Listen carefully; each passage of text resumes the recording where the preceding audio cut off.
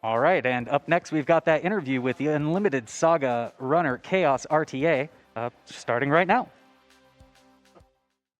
How's it going, RPG Limit Break? I'm Ghoul, and I'm here with Chaos, who's going to be doing our SaGa run in just a little bit here. How you doing? Good, yourself? I'm doing great. Cool. So, you've been around in speedrunning for quite a while. How'd you get started with it?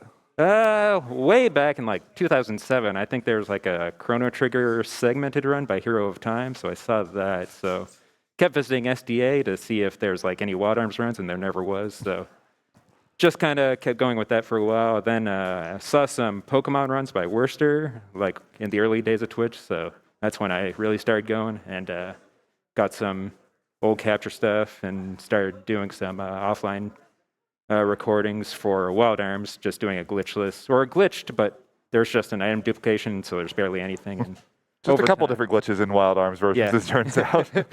And then it just kept going down. Now it's under an hour. So yeah, I started with getting into Wild Arms. So why Wild Arms in particular? Is it just like childhood favorite game? Or? Basically, yeah. I just kind of played it all throughout my life. Got it for Christmas, like when I was in like second grade, and just kind of kept playing it throughout. And just an RPG I keep coming back to. So Wild Arms and then SaGa apparently as well, correct? SaGa's kind of weird because up until SaGa Frontier Remastered came out, I never actually played any SaGa games casually. It was purely speedrunning. I got into SaGa Frontier as part of a 12-hour challenge that Golden was running, and got into it because Falcon Punch, another runner, was super into the SaGa series. Then kind of went from there for SaGa. Kind of amazing how many like random people got into runs from doing those 12-hour challenges. Yeah. You know, those were great. So you've been in a lot of limit breaks, including the very first one. What's kept you engaged in speedrunning for I think almost 8 years now? Jeez. Yeah, it's a good question. Yeah, it's been a lot of fun. Just started with Wild Arms and just always pushing the time down. I was really a fan of the glitches because you find something new and suddenly you're saving 30 minutes and you just keep shaving off time, and kind of got into like the optimization aspect of it. So there was a time when I'd be like playing any game of like, oh, I could speedrun this. Luckily, I got out of that mindset because that's just exhausting when you're trying to casual a game and you're just thinking of all the speed stuff. But yeah, I think just the optimization. With the SaGa games, there's a lot of RNG to them, so all the runs are always different. So it's exciting every time, as you'll see tonight. You got a pretty funny story about SaGa and Limit Break, don't you? You want to go ahead and share that? Oh, yeah. Well, so Unlimited SaGa, I did a blind race, which is the worst idea you can possibly have. So it went like 13 hours before we had to just quit because no one was able to finish. So I basically vowed to never play the game again because I thought it was kind of terrible. But so I ended up having it in my PS3 when I went to the first RPG Limit Break to run Wild Arms. So there was a whole issue where my PS3 broke, but removed the disc and just kind of left it there. And I was like, yeah, whatever. I'm never going to play it again. And the year after, it was kind of a joke how I left Unlimited SaGa. So I said I was going to learn the speedrun kind of as a joke, and then just kind of got into a marathon Big Fong Ball was organized called SaGathon, and submitted Unlimited SaGa for that. The first year was terrible. I died and had to mercy kill. But the year after, we were able to get revenge, and I was able to complete the marathon run. And now went to Questing for Glory as well with the Unlimited SaGa, and now gonna do the same here. So what's the most exciting part of the upcoming run? What should people be tuning in for? So it all leads up to the final boss. It's like a 15 to 20-minute fight. The way the estimate has been made is that I have maybe 2 good shots at the final boss. It's very RNG. The entire run, you're trying to prepare for the final boss, but anything can happen. It's a very long battle, and there's a lot of execution and random status effects, and things can just always go wrong. So it's always an exciting time. So we'll get 2 solid attempts. I should be able to finish the first time, and but it always kind of comes down to the wire. So it's definitely the most exciting part of the run. All right, I'm looking forward to it. Should be a lot of fun. Yeah, should be good. So in case you guys are still looking for reasons to donate beyond the fact that NAMI is an incredible cause, we do, of course, have some prizes. So during the current block, we have the lovely Kingdom Hearts Pearlers. We have a Kingdom Hearts all-in-one signed collection by Richard Epcar, who is the voice of Ansem. Should be like super cool. So you'll get not only just copies of all the Kingdom Hearts games, but you have a signature, which is super, super cool. And then, of course, we have our cumulative $100 donation over the course of the marathon. So you can donate $10 during this to get in for all these. And then I should know it's 20, I believe, for the signed thing. Yes, minimum bid of 20 for these. And then donate over the rest of the marathon, get to that $100, you get in for that Steam Deck, which, I don't know about you, I've heard these things are pretty freaking awesome. Yeah, I got one, and I actually, on the airplane rides here, I just loaded Unlimited SaGa on those and got some practice in during the flights. So. I'm so jealous. So with that, I'm going to throw it back so you can get ready and we can get on to the next run. All right, sounds good.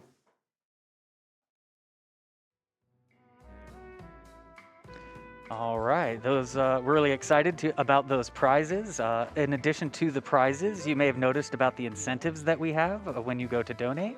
This means that you get to vote with your wallet to name characters, get our runners to complete difficult or ridiculous tasks, or help pick which story to get that you get to see in certain games. And of course, you can be eligible to win those prizes donated by our community members. You saw that Axel and Roxas Perlers front and center during the interview. Those were donated by Red Silvers. You can also get a copy of Kingdom Hearts 2 on PS4, donated by Transkina. Both of those just require a $5 minimum donation. So you could pop that donation link right now, put in $5 and be in the running for the Perlers or Kingdom Hearts 2. We also have Kingdom Hearts All-in-One signed by Richard Epcar. That was donated by the Sid. A $20 minimum donation gets you that. Both of those games are on PS4. So we are moving forward, getting strapped in for the run, and we will be starting shortly.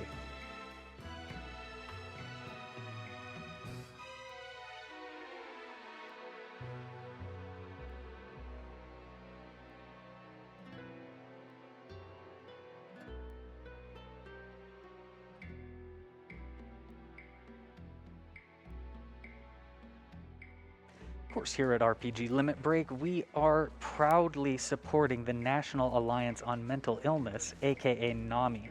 To get involved in the fight against mental illness and the stigmas it can bring, reach out to NAMI via their state organizations or on Facebook, where they can be found as NAMI, N-A-M-I, or Instagram and Twitter as @NAMI Communicate. That's N-A-M-I Communicate. It's not a weakness to need help. Please reach out if you think you need help.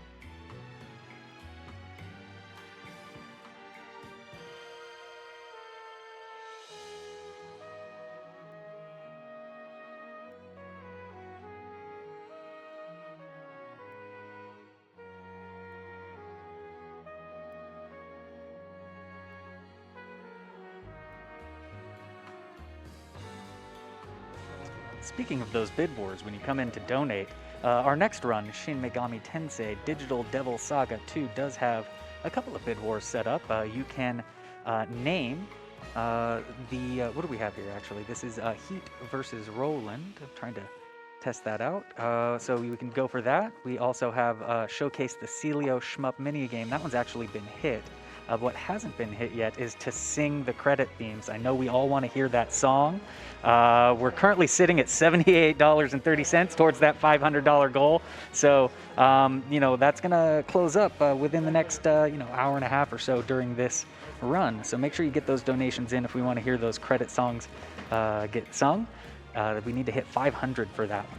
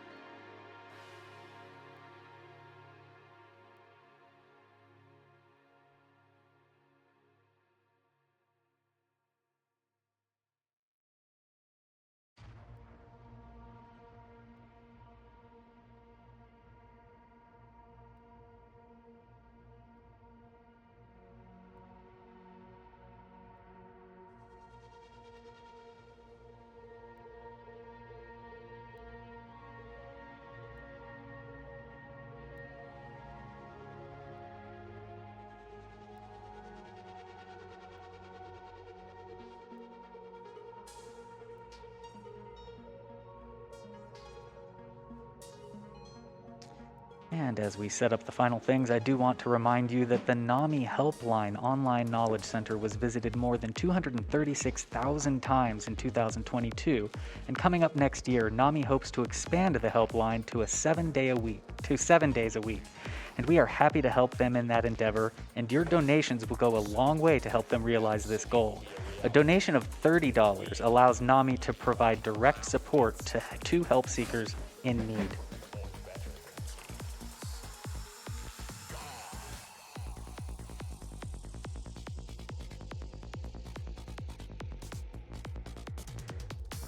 And we should also send out our thanks to our people involved in our foreign language restreams. Our French restream can be found at twitch.tv/lefrenchrestream, and our Japanese stream at twitch.tv/Japanese_restream.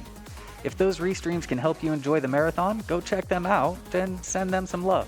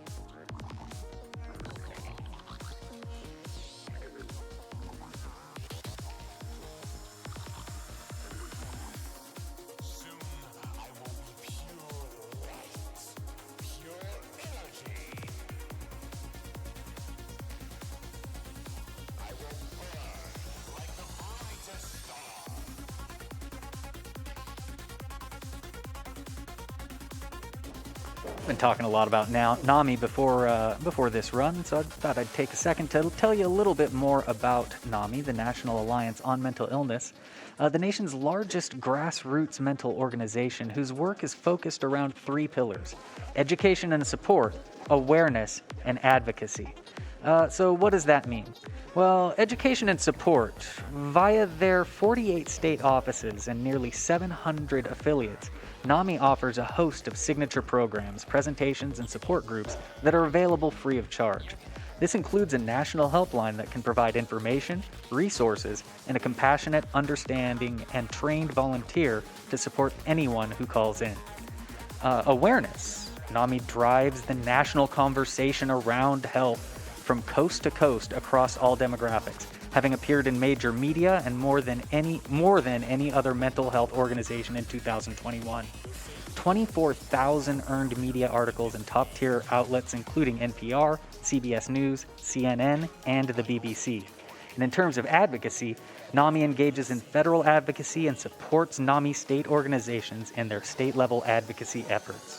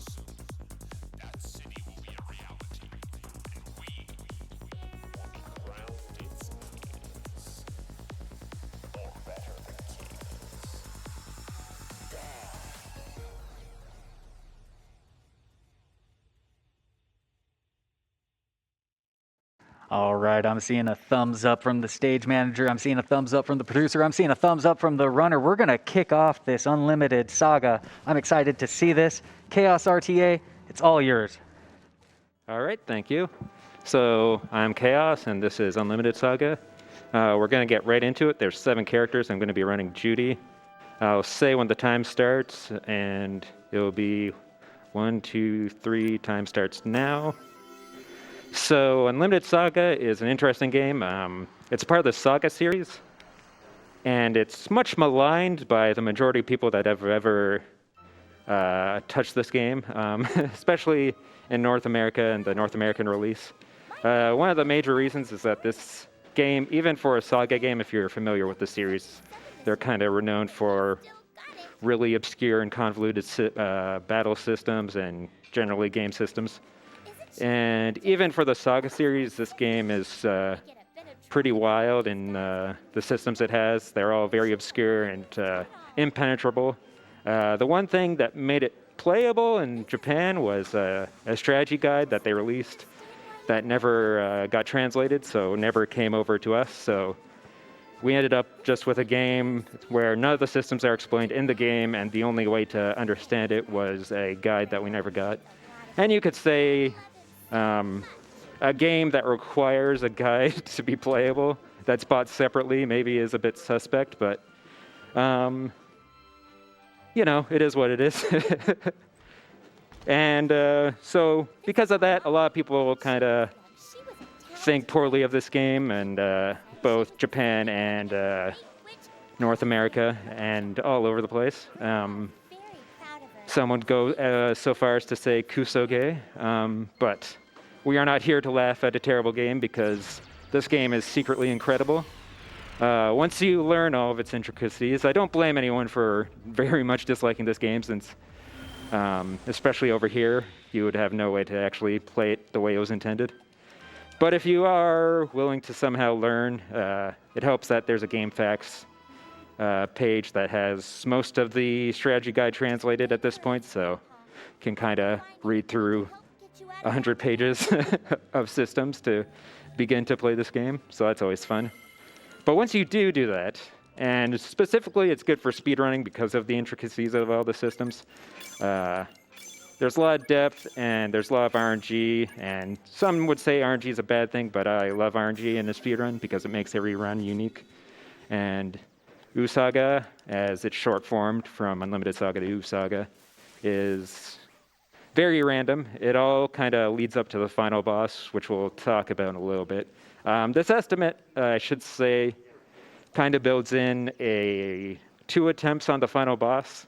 The final boss takes about 15 to 20 minutes to fight, so it's an extremely long fight. And if you die, you're going to die at the very end. So you got to be very careful, and you can play as good as you possibly can and still have the RNG say no and still die. So in the caveat of doing this game in a marathon, we'll have 2 attempts on the final boss before having to, unfortunately, mercy kill. But I'll do my best to not just beat him on the second attempt, but the first attempt, so that that potentiality never comes up. But that's a long ways from now.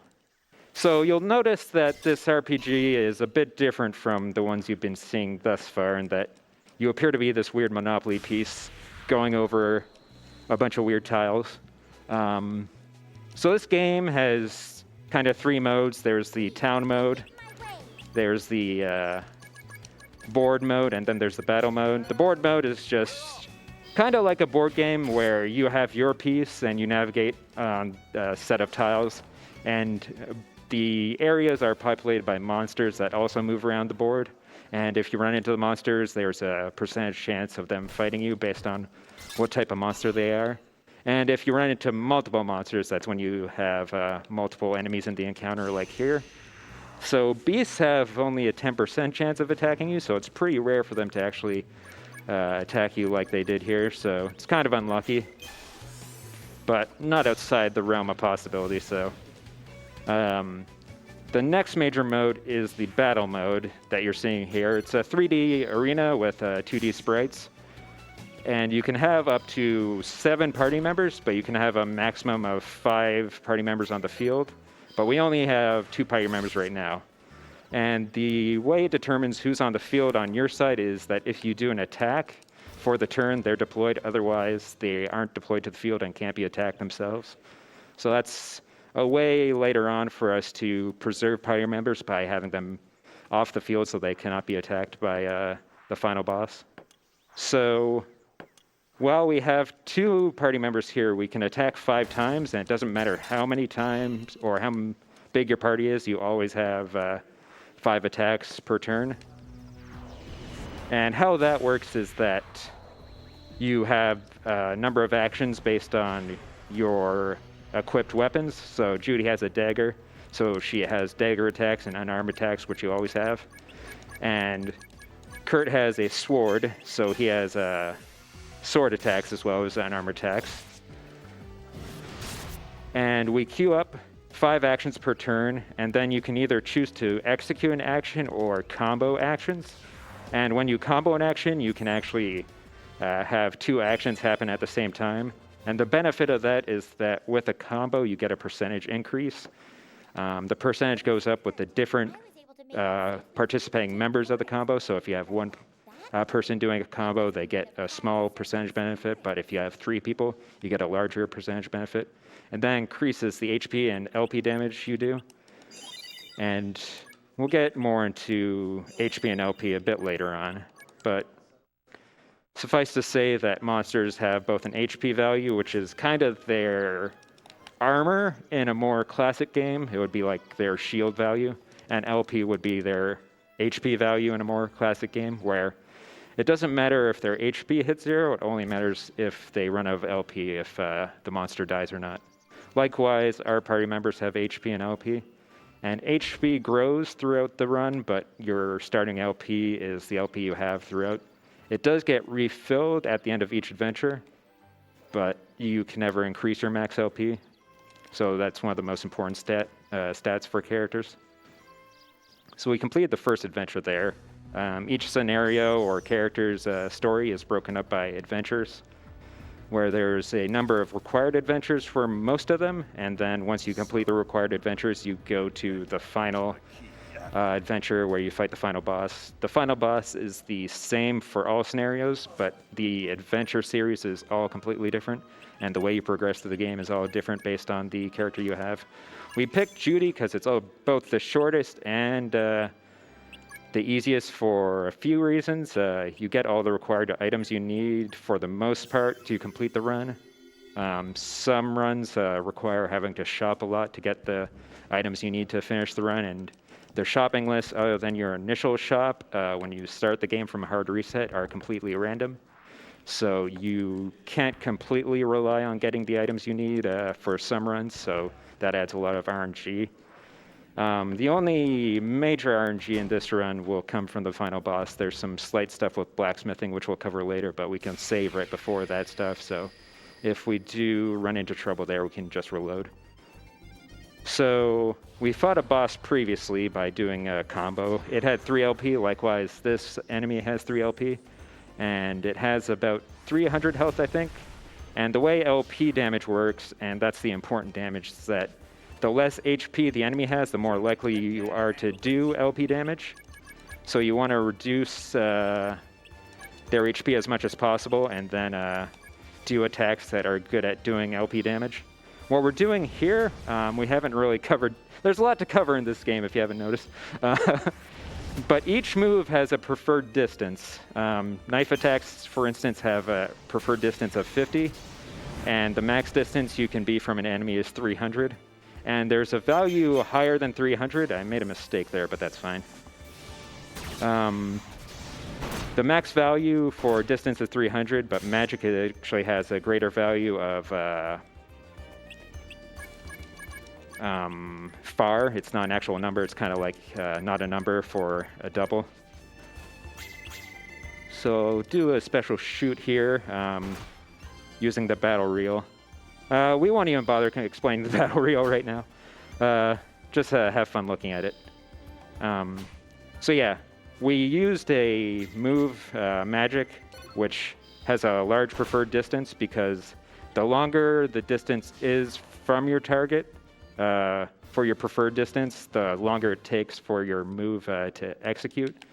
And what that means is that it causes the enemy to use all of its actions because your attack took so long to execute that then it can execute all of its actions right after you. And so because the enemy has executed all of its actions, you can do a combo without being interrupted, which lets you get a higher percentage because you can get more participation in the combo. And more attacks in the combo means more damage. I did make a mistake there. I got the random shot instead of a regular shot for the gun reels for the first attack. So that took a bit of time. But there's one more shoot reel, and we'll do it right next time. So we can do that correctly. Now might be a good time to read anything that we got available if we want to do that. Absolutely. In fact, I have one donation for $5 from Arion Skydragon. Happy to see Unlimited Saga make its long-awaited debut at RPG Limit Break. Chaos is one of my main inspirations for getting into Saga speedrunning, and I couldn't think of anyone better to showcase the best worst RPG the PS2 has to offer. Good luck on the run. Thank you. So I wasted some time there by just executing actions. When you execute actions in the single space, the enemies on the board will still move. So by doing that, they actually kind of grouped up into a one location, so I could fight them all at once instead of fighting them separately. So that's why I'm fighting multiple monsters here. They all grouped up. They couldn't actually reach the place I was at, so it lets them group up without attacking us individually. So we have 4 characters now. We have Armand. He's the best character in the game. He has 21 LP, which for reference, Judy only has 10. And LP is one of the most important stats in the game in terms of survivability, because if you run out of LP, it's all over. And since Judy is the main character of the game, or the scenario, if she runs out of LP, it's game over. It's not just character death, it's all the way bad. So we want to protect Judy at all costs, which we'll see in the final battle. We'll try to not deploy her. So like I mentioned before, we're going to cast because when you cast at the start of a fight, there's only a distance of 50 from you to the enemy. And since the preferred distance for casting magic is far, it causes a huge delay, so the enemy will then execute all of its actions, and then we can do a big combo.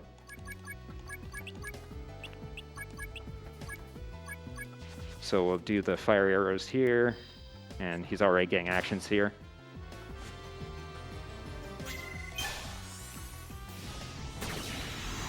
So now we're gonna do a 4 attack combo.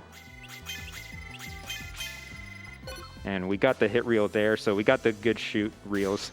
We have to hit the yellow position on the battle reel, which is a reel that runs at 30 frames per second, like the rest of the battle system. And each position on the reel is available for 3 frames. So it's about 1/10 second to hit a specific position. But it's the same reel every time, so it's not a reacting thing, it's just a muscle memory thing to get the reels that you want. It'll be more important later on in the final battle, but hitting those shoot reels makes the fight go pretty fast there, but we lost our guy with a gun because he fell down the bridge, so we're not going to get him back until the end of the game. So no more shoot reels, and we won't have to deal with the battle reel until the end game, so not something super important right now, but something to keep in mind. And like I mentioned, casting has a far distance. On the other end, daggers have a preferred distance of 50, and you are 50 distance from the first enemy, so that's why we always do a dagger attack at the start of battle. It basically guarantees that we'll go first and get an action off before the enemy.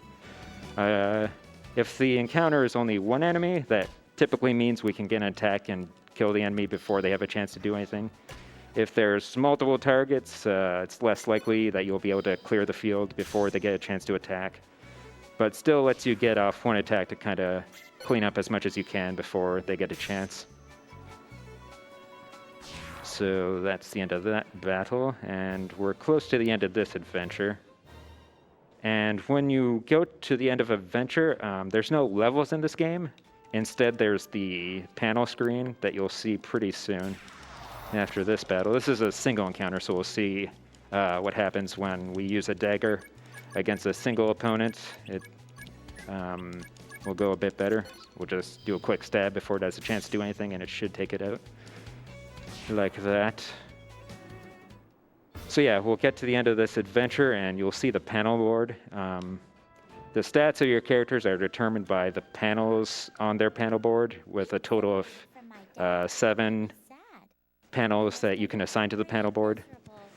And at the end of adventure, you have 4 panels that you can assign that are randomly selected based on the actions you use during the adventure. And the level of the panels you get from 1 to 5 is determined by the number of enemies you fought and the difficulty of them. Because we're going to be fighting very low-level enemies and not too many, we're only going to be getting up to level 3 panels, but mostly level 1 and 2. This is probably best. And so these panels are actually what's determining our stats right now. Yeah. So the 7 positions on the panel board all correspond to different stats. The middle panel kind of affects every stat slightly. So you have strength, magic, skill, endurance, and spirit. The 2 most important stats are strength and skill. Strength for your axe user, which is an important role that Armand will have. Oh, wait. Oh, we forgot to do something. That's no big deal.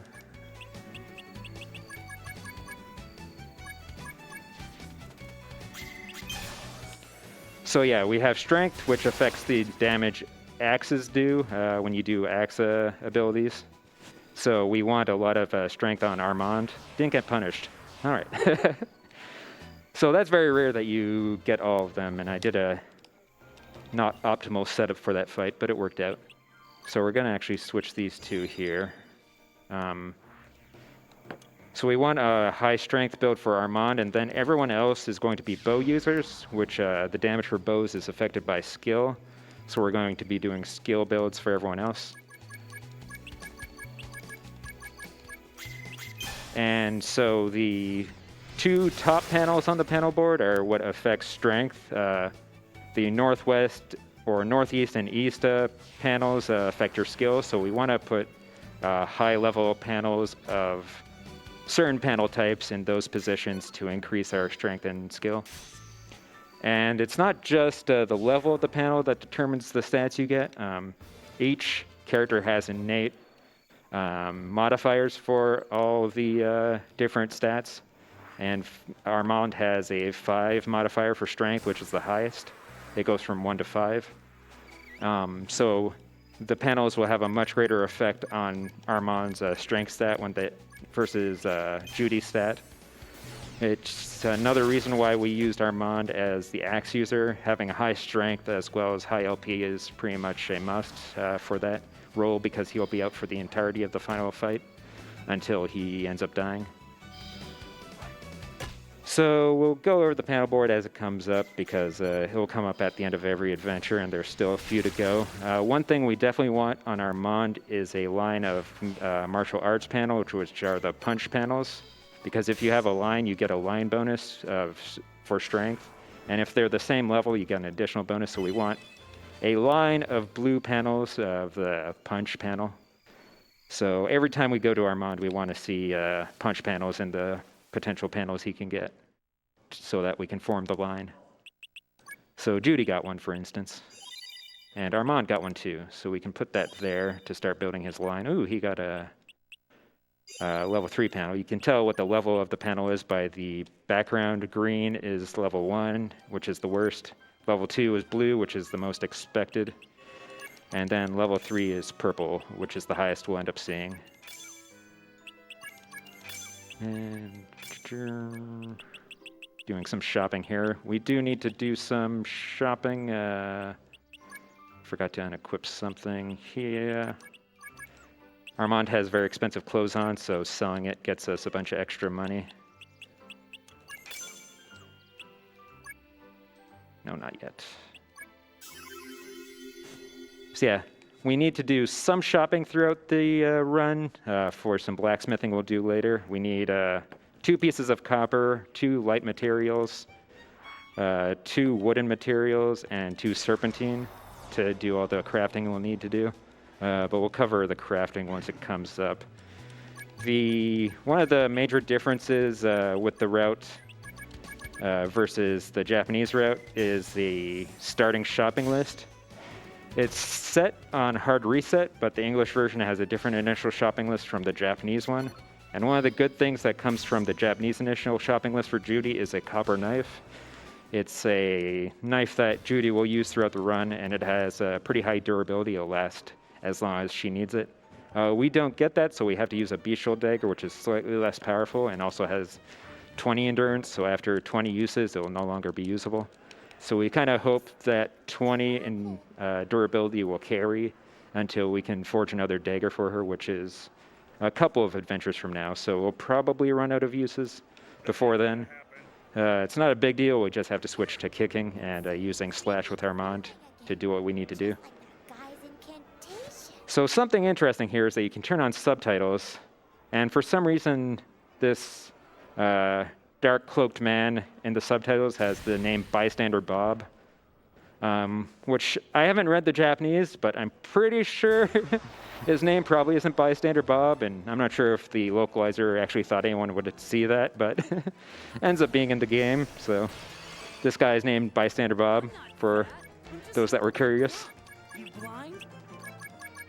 So we'll do another setup here where we use a spell to get the enemy to use all of his attacks so that we can do a combo. The combo rate percentage is shown at the bottom there. There's a few things that affect the percentage rate. One is the number of people participating. If you have 1 person, it's around 108%. If you have 2, it goes to 118, then 3, like 126. You get an additional bonus if your previous action was also a combo. You get an additional 10%. Judy ended up getting a status effect that prevented her from acting, so that affected things slightly, but not too much since she's the least important person for that combo. Sorry, Judy. So since we only did 4 LP and this enemy has 8 LP, we'll just redo what we did turn 1 to do the remaining LP damage. The bosses in this run are pretty free. There's nothing that can go wrong to the point of game over typically. That all changes once you get to the end, of course, but at this point, it's fine. Whatever happens. The worst thing you can do is maybe spend an extra turn on a boss with the combos we're doing, like so. We're not going to do the same thing this time, though, since it's pretty close to dying. Instead, we're going to try something else here, where we're going to combo with Armand with a slash. Slash attacks twice. And attacks that do more than 1 hit have a higher chance of doing LP damage. So using slash is a decent way to shave off the remaining LP of bosses if they just have 1 or 2 left. And we get our brother who got warped away at the start. I guess I didn't really talk about the story. The story's not important, but the family gets warped away. We want to find out the family, and that's about it. So now might be a good time to read anything off if we can do that now. Absolutely. I've got several lined up here. Firstly, from KFizzle4, I tried to beat this game a few years ago. I made it to the penultimate boss of my scenario and was unable to do any LP damage to it, so I had to give up. I've stopped playing games before for various reasons, but this might be the only RPG I was unable to beat. Please teach me how so I can get revenge. We'll see. So that was $20 donated by KFizzle4. I've also got $25 from some Diener. Says, love being here at RPG Limit Break again in 2023. Good luck to Chaos and all the runners for the rest of the event. Keep up all the excellent work. And I have $20 donated by Big Fong Balls. Nice. Yo, Chaos, thanks for getting your shot this time so you could hold down SaGa 2023 for us. Best of luck on Chaos. Oh yeah, it's both my name and the name of the final boss. Very good. Good luck. Thank you. All right, we're back into another adventure. As you fight enemies, as you kill them, the environment changes based on what you defeat. You'll spawn different types of enemies, and also the difficulty of the enemy will increase. So this is a rank 3 insect. So the difficulty of the monsters you encounter throughout the adventures will increase throughout the run. We never get past like rank 4 or 5, and most we'll usually see throughout the early adventures are rank 3s, which are manageable. Rank 4s and 5s can get pretty annoying, not dangerous, but annoying, because they'll have multiple LPs to get through, and have a decent amount of HP to get through as well, so they'll just take a lot of time to get through. So, as I mentioned, we want to get a line of martial arts panels on our Mond, and a way to do that, or help guarantee that, is to use martial arts actions throughout the adventure, because the panels you get is affected by what you use. And the effect is increased the more you use the ability, and it's by certain steps. So if you use it 1 to 4 times, it has a small effect. 5 to 20 times, it has a medium effect, and more than that to 2, 5, 5, and then it will wrap over. So if you use 2, 5, 6, it actually has 0 effect, interestingly enough.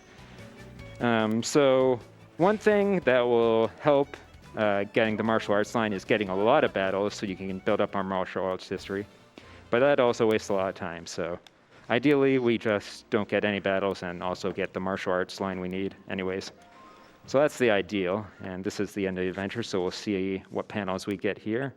We're getting good ones for Judy. In fact, we don't really need anything more for her. We got 1 away from getting the line, so that's really good. And can get that combo there at least. So Armand's build is looking good, Judy's looking really good, so things are going fine so far. Lead's a good optional thing we can buy. It makes forging go better because it's the heaviest material in the game, and forging is all about the resulting weight of the thing you're forging. So like I mentioned before, we forge a copper knife here for Judy because the knife we started with in the English version doesn't have a lot of durability, so we have to replace it. Luckily, we got here before we needed to replace it because we didn't get many battles in the March to the Sea adventure. And now we're on a boat. Based on the screen, different types of enemies will spawn in probabilities. So in this screen, you have a high chance of getting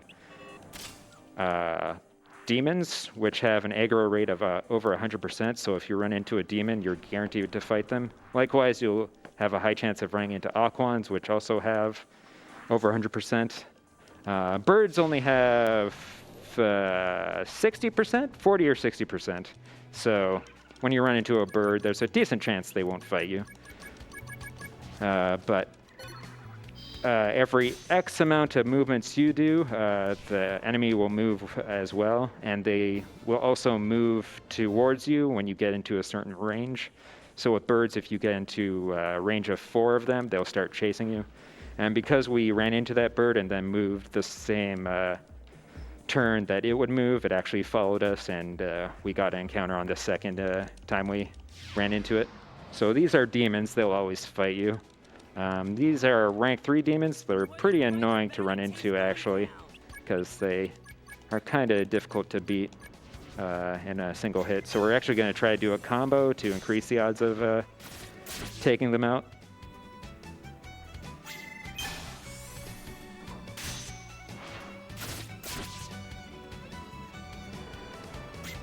And hope that punching can finish them off here, but decent chance we'll have to take another turn here because punching isn't great at shaving off LP. I probably could have thrown in some more stabs, but was really hoping the stabby would work better. Actually pretty unlucky to run into 2 of these. They're pretty high level demons, and 2 of them is especially annoying. Usually you get a rank 1 or 2 here instead. Alright, we're gonna combo some punches together to try to take it out. We're getting our martial arts history in at least. Lots of damage. And one more stab ought to do it. There we go. Easy as pie. So our last adventure didn't take long, so I kind of made up for it, I guess. So with that, we're going to go outside, and there's just a few more moves before we get to the boss of this adventure. Giant enemy crab. And Aquans also have guaranteed fights. There is abilities in this game that reduce the aggro rate of enemies you run into, which is why some enemies have over 100%, so that even if you have that ability, they'll still have a guaranteed chance of attacking you. The ability is called Aura. It's a ability you can use on the field, which reduces the aggro rate if it's level 2 by 40%. So it's actually really good to get an Aura panel. It's something you look out for, and also in some adventures you get a character that starts off with Aura, which is always nice, but in this case we do not. So we just have to kind of hope that we get it. So like all the other boss fights, we're casting fire arrows because it's a spell. This will cause the crab to use all of its moves because casting a spell takes forever. And then we can do a 4-hit combo to hopefully take him out in a single turn.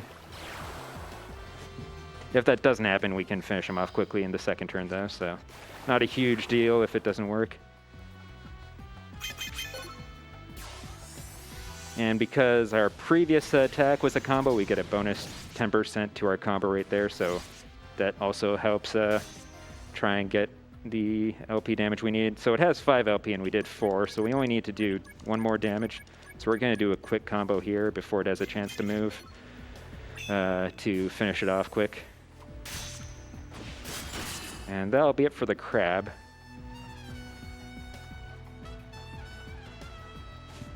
And that is the end of that adventure, and it turns out the crab was actually a bat.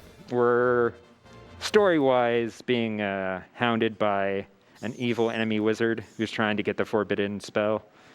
And his minions are the ones that are coming after us and transforming into monsters to fight us, so that's why the crab turned into a bat.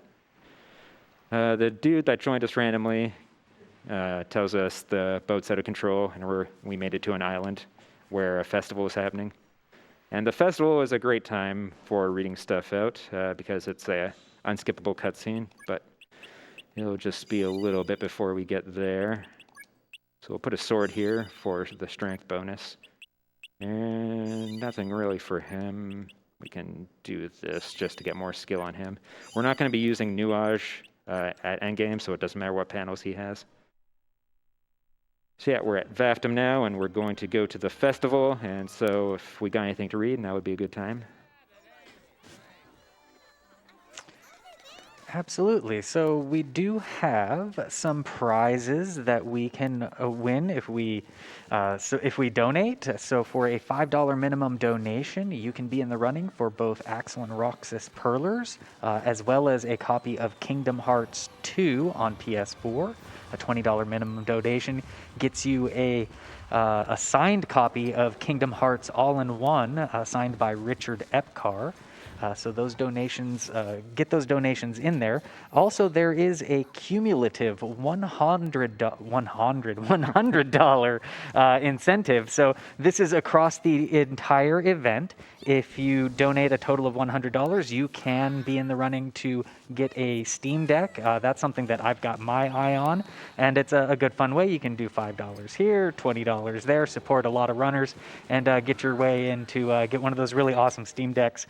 I think Chaos, you actually mentioned that you were practicing on the flight over on one of those, so definitely keep a lookout for that, and we're looking forward to those donations, and thank you to all of our generous donors who've donated so far. Yeah, got the Unlimited SaGa on my Steam Deck, so on the flight over, was able to get plenty of practice in.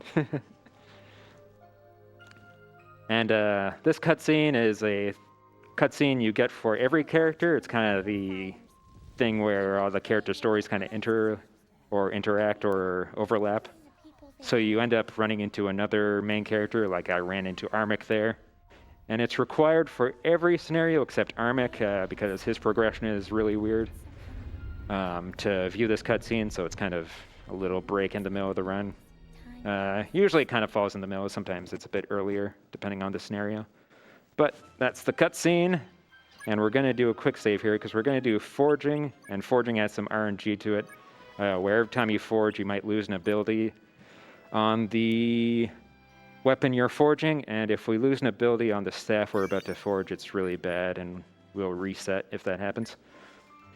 So that's why we're doing a quick save there. And first we'll forge the staff to see if we get unlucky. And we got unlucky, so it lost an ability. We need all 4 abilities on it because the 4th ability is Bone Crusher. It is a defense down, or not defense down, a strength down move, and it's very important to have strength down when you're fighting Chaos. Because if you don't reduce his strength, he's a lot more likely to do a lot of LP damage to you, so having Bone Crusher is very much necessary. If that was an actual run, that wouldn't be like the literal end of the run. There's ways to recover from that. But it's not worth trying in this case because you can just reset instead. It's a lot less stressful that way. So yeah, we got 2 swords that have deflect. We'll cover deflect a bit more later on. The important thing to note right now is that we got that staff that has the Bone Crusher ability on it for the final boss. So we complete an adventure there by selecting 2 Longshanks, so we get another cutscene. We don't get a panel board because we didn't actually do anything. It's just traveling to a different city. Where did she end up? And Clyde's the evil magician. He's looking for our mother because he thinks she'll be able to find the forbidden magic tablet. And we end up in Longshank where her sister has been staying this whole time. Do a quick check here. We got all the copper we need now. And we go to information to find out our sister's just kind of lounging around here. Judy is the only one that bothered to try to look for her family. Everyone else kind of just did their own thing. So luckily Judy made the effort. And when we talked to our sister, we learned that the forbidden magic tablet we found on the Dark Mage earlier is identical to a magic tablet she has. So we're going to look into the mystery of the magic tablets in the next adventure. The next adventure must be completed within 100 turns, or I should say it's completed in 100 turns regardless of what you do. So what we're actually going to do is do nothing, and when the 100 turns elapse, we'll technically have finished the adventure. You can actually do the investigation, and then other stuff probably happens. I don't know. I haven't played this game casually. But that takes time, and we're not in the business of taking time. We're going to do 5 eavesdrops here. Like I said, you can do actions in an adventure, and it influences the panels you get. When you do eavesdrop, it actually makes you more likely to get aura, which is the aggro reduction skill. So we're going to do that 5 times here to kind of increase the odds of getting it. And now we're just going to mash action for the remaining 95 turns. And there's not much to say here. And I know we just did a reading, but is there anything else we can perchance read? Absolutely. We do have some bid wars coming up for the next run. Once we're finished here, we have Shin Megami Tensei Digital Devil Saga 2. There is a bid war going on to get the 5th character. Currently, Heat is in the lead, has a $30 edge over Roland. So if anybody's interested in seeing Roland be the 5th character, definitely get that donation in before the run starts. Also for that run, there is a incentive to have the runner sing the credits theme. That's currently at $173.30 towards the $500 donation. I know that I want to hear those bars get hit. So please make sure we get those donations as well. And yeah, so I'm going to go ahead and kick it back over to you. And thank you very much to all our donors. Yeah, good timing. We just finished that. So we got a martial arts panel here. It's not a level 2 panel, so we don't get the level bonus, but if nothing else, we can go with that. It's better than nothing. For these two, it doesn't matter. We also don't use Mary as our end game party, so it doesn't really matter what panels they get. If they do get Aura, it's good, because we can use them for encounter reduction, but otherwise, it doesn't matter. We're just checking the shops at this point for wood.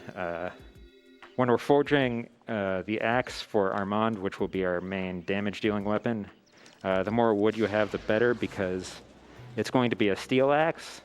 And if you forge steel with wood, it has a 15% chance of changing from steel 1 to steel 2. And there's no obvious difference. The only actual difference is that the damage the axe will do will go from 57 to 56, which sounds bad because it's a reduction in attack. But what happens is that with steel 2, if you forge it with Moloch 2, which is a different material, it turns into Damascus, which is a 78 attack power axe, which is the best axe you can have and relatively easy to get if we manage to forge steel 2. And because it's a 50% chance of doing it, the more wood we have, the better, because that means more attempts we get at trying to forge the steel 2. We have the 2 Moloch pieces we need to forge Moloch 2 for the other part of the equation, so it's just a matter of getting enough wood to get steel 2. We don't need it. We can go ahead with the steel 1 axe. We'll see where Armand's strength stat is before we do the forging to see how good or bad it is and see how necessary a black axe would be for this run. But we still have a couple adventures before we get to the forging. You might notice if you're eagle-eyed that some of these screens are reused between adventures. There's just kind of some generic adventure screens that get reused over and over. And it just, based on the adventure, there's different endpoints you want to go to. I went the wrong way as I sing it. It's very easy to get lost is what I was about to say as I got lost. Because you're going to be doing the same screens. Did I get super lost? No, I was right the first time. This is what happens when I don't have my maps open in front of me. But we're okay, we made it.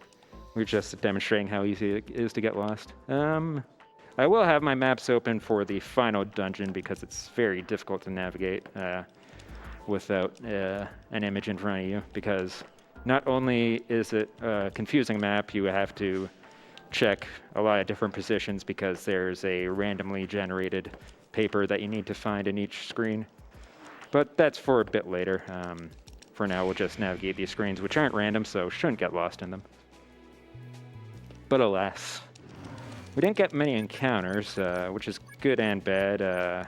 We still want to get the final level 2 martial arts panel for Armand's physical line to get the strength same level bonus, but we're getting enough to build a medium history for throw, which is all we can really ask for.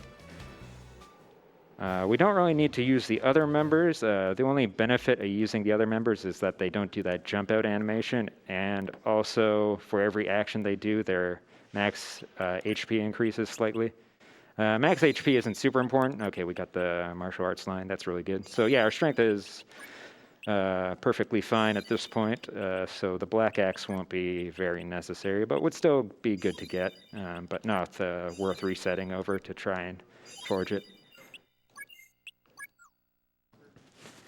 So one more adventure before the forging, so we're going to check the shop to see if there's any wood. Based on the town you're in, there's different preferences for what types of materials they'll sell. Some towns will specialize in selling metals, and some towns will specialize in selling bestial stones. And it's also a chance that a town will just never sell a certain material. So no wood here. So based on the town, you're looking for different things and the things you need to buy for that scenario.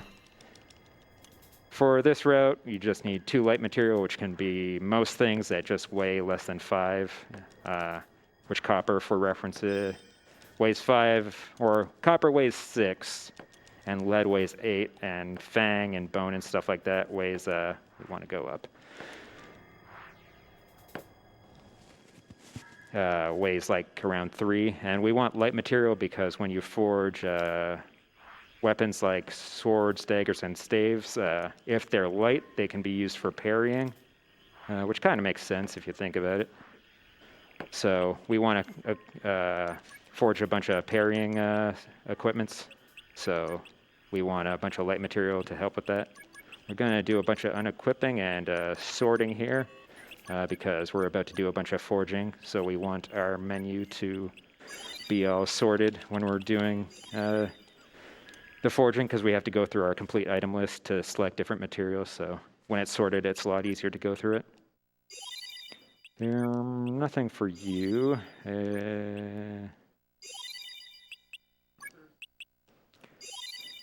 And you don't matter, and you don't matter. So yeah, now we're in Wanda, which is one of the towns you can smith in. We're going to check the shop real quick and buy anything that looks good here. We actually found some extra stuff that we can use. We're going to save because, like before, you can lose abilities when you're forging. So if we lose time-lapse on the axe we're forging, it's reset worthy because time-lapse is the most important art you can have on a weapon, which we'll see why a bit later on. So first we're going to forge the Moloch dagger by using the 2 pieces of Moloch we bought. Oh, did we only find one? That's fine. We can instead forge Moloch with a bestial stone to get Moloch 2. And next we're going to forge actually another dagger. We're going to take the stone spear and forge it with wood, and that will form a copper knife. And now we're going to use the remaining wood on the iron axe to try to get steel 2, which we got. And we're going to do a bit more forging on it just to get more durability on it. And then we're going to forge it with the Moloch to get the black axe, which is really good. So that's the best weapon in the game, and it's really good that we got that. Next, we're going to forge this for random arrow shot. We need a bunch of bows for the rest of our party members. Random arrow shot is an attack all ability, so it'll be good for crowd control. We forged copper with lead there because the resulting moveset of the bow is determined by its resultant weight, which is determined by the primary and secondary weights of the materials you use.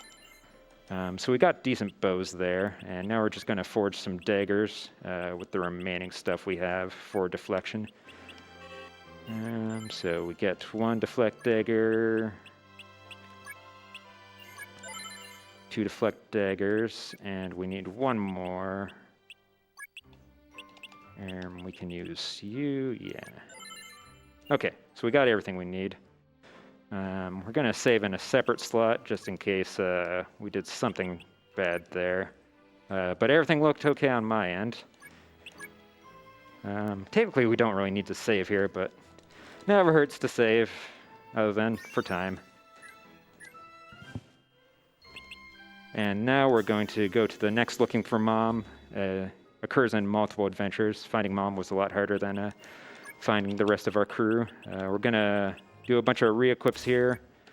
Get a dagger back on Judy. To do parries, it needs to be in your secondary weapon slot. And if something is in your secondary slot, it does less damage overall. It gets like a 95% damage modifier, but you get the deflection as a bonus to it, so it's worth equipping the dagger for Judy in there so that we get more chances to deflect on the final boss. So good for you. Roy's going to be our staff user, so we're going to give him the Bone Crusher staff, which will come in handy later on. And then we'll progress through this adventure. So I mentioned the parrying system. There's 3 types of weapons that can parry. There's daggers, swords, and staves. They each have a different chance of parrying. Hey, what am I doing? There we go. With swords having a 33% chance of parrying, staves having a 31%, and daggers having a 29% chance. It's not a huge number difference, but swords are the best, so I give the swords to the most important members and the stave to Roy, who's going to be our Bone Crusher user. And the rest get daggers because it's mostly equivalent. So how deflection works, it doesn't work on every move, but it does work on sword attacks, which the final boss uses a lot of, so it's really good for preventing Chaos from doing a lot of additional damage to you with his sword attacks. Every deflection, the final boss is a very important thing to happen. It's always clutch, because every sword attack that's blocked means less LP damage to you. And the fight is very long, which means you'll just kind of get worn down over time by the amount of LP damage you get. So any way to prevent that is golden. And we'll get more into LP damage once it becomes more relevant. There's some nuance to it. There's a lot of nuance to this game that just kind of have to brush over a little bit because don't want to get too in the weeds because everyone will just go glaze-eyed and not retain anything. But suffice to say, lots of things going on underneath the surface. I did make a damage calculator because the damage formulas for both HP and LP are impossible for human comprehension. You need a machine to do it for you. So was able to do that and put every attack in. And it actually works really well compared it to the values I was getting from the game, and it all seemed to match up well. So it's actually a decent utility for figuring how much damage certain things do. So here's an encounter where random arrow shot's really good. Oh, I'm using quick shot. That explains why they're getting attacks. Quick shot has a preferred distance of 150. Like I said, daggers have a preferred distance of 50, so it's a lot better for these regular encounters, but accidentally was using Judy's bow, which was causing the enemy to get a bunch of extra attacks in. But not too big of a deal. I'll switch to dagger after this. It's because I switched the dagger from the primary weapon to secondary weapon for the parrying. But I didn't change the menu cursor for actually selecting Judy's attack. And it's quick shot versus quick thrust, so it's easy to get confused, you know.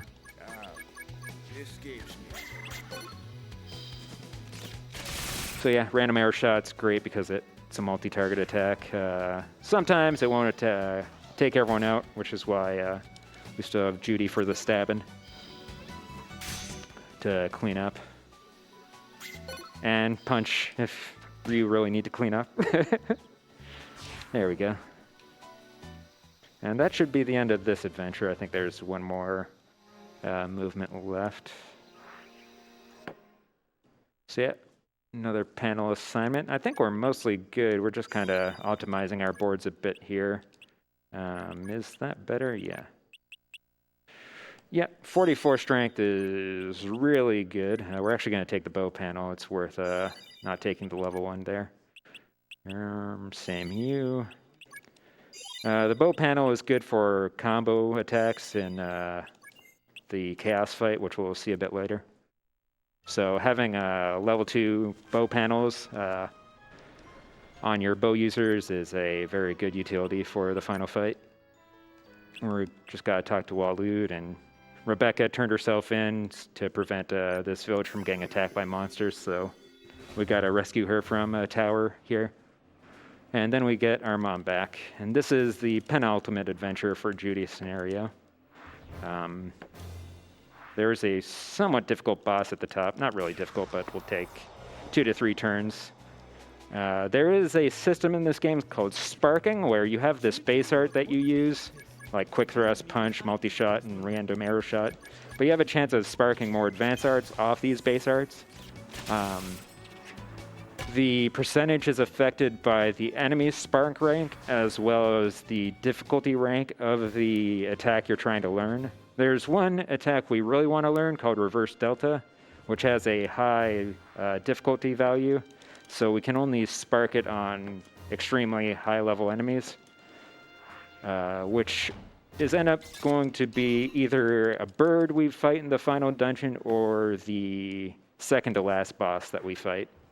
It's kind of annoying that the most likely place we'll learn it is the second to last boss because it's after the save point, obviously. Because right after second last boss, you go straight into the chaos fight. So we aren't able to save our reverse delta learning, so we had to learn it all over again. Against the spark rank of the second to last boss, it's about, I think, 8% chance per usage to learn reverse delta, but we can do up to 5 attacks per turn. So we do 4 attacks with time lapse to try and learn reverse delta, and then 1 attack to tank so that Armand's not the only one on the field. So the cumulative percentage chance of learning reverse delta per turn is around 28%. If the math's wrong there, I got some percentage wrong, but I think it's 28%. That's the one I'm more confident in than the 8% per use. Because that doesn't sound right, but it was right when I did the calculations. So if the number's wrong, the input value's wrong. But anyway, so it's about a 28% chance to learn, so it's not too difficult to learn per turn. Yeah, so we just kind of have to get lucky to learn it. We really want to learn it before the Chaos Ruler fight, to the point where we'll likely reset if we do not, because going into the Chaos fight without it learned is just going to prolong our suffering and end up in a reset more than likely anyways. So better to reset and try to get it again on the second to last boss instead of going for it on the Chaos Ruler. Just a fool's errand to do that. But we'll just hope for the good RNG and learn it as early as possible. There's a very small chance we'll learn it in the boss coming up. But it's extremely low. It won't happen. But it's technically possible. And it's the best thing that can happen. But it won't. But, you know, stranger things have happened in the SaGa world. And one more panel movement and we'll get to the final boss, but the demon attacked me because it has a guaranteed aggro chance here. And it had a bunch of slimes. Slimes have a 0% chance of aggroing, so it's kind of annoying that it brought its posse with him here. But hopefully a random arrow shot will just take them all out so we don't have to deal with them. There we go. So yeah, next up is the White Dragon. And maybe reverse delta, but no. It has 9 LP, so still not too big of a deal. It has about 2,000 health, I think. So it takes a little bit to get to the health before you can start doing LP damage. So we're going to use a few time lapses to wear down its health a little bit, and then do multi-shots with the bow user so that we can also combo for increased damage. And this boss has a pretty high combo chance as well, so you'll have a lot of chances to combo with us as well, which is fine because if the enemy joins the combo, it counts towards the combo rate percentage increase. So if we just combo with the enemy, we still get that sweet multi-person combo increase. Everyone's kneeling, which is not good.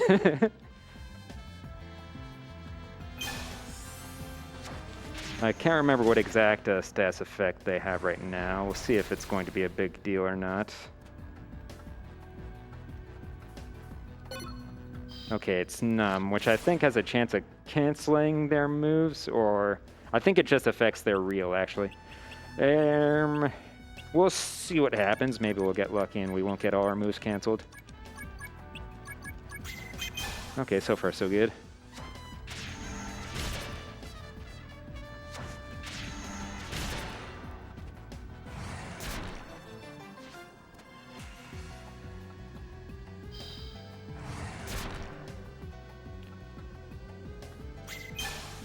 And just keep comboing with the dragon to increase the chance of doing LP damage.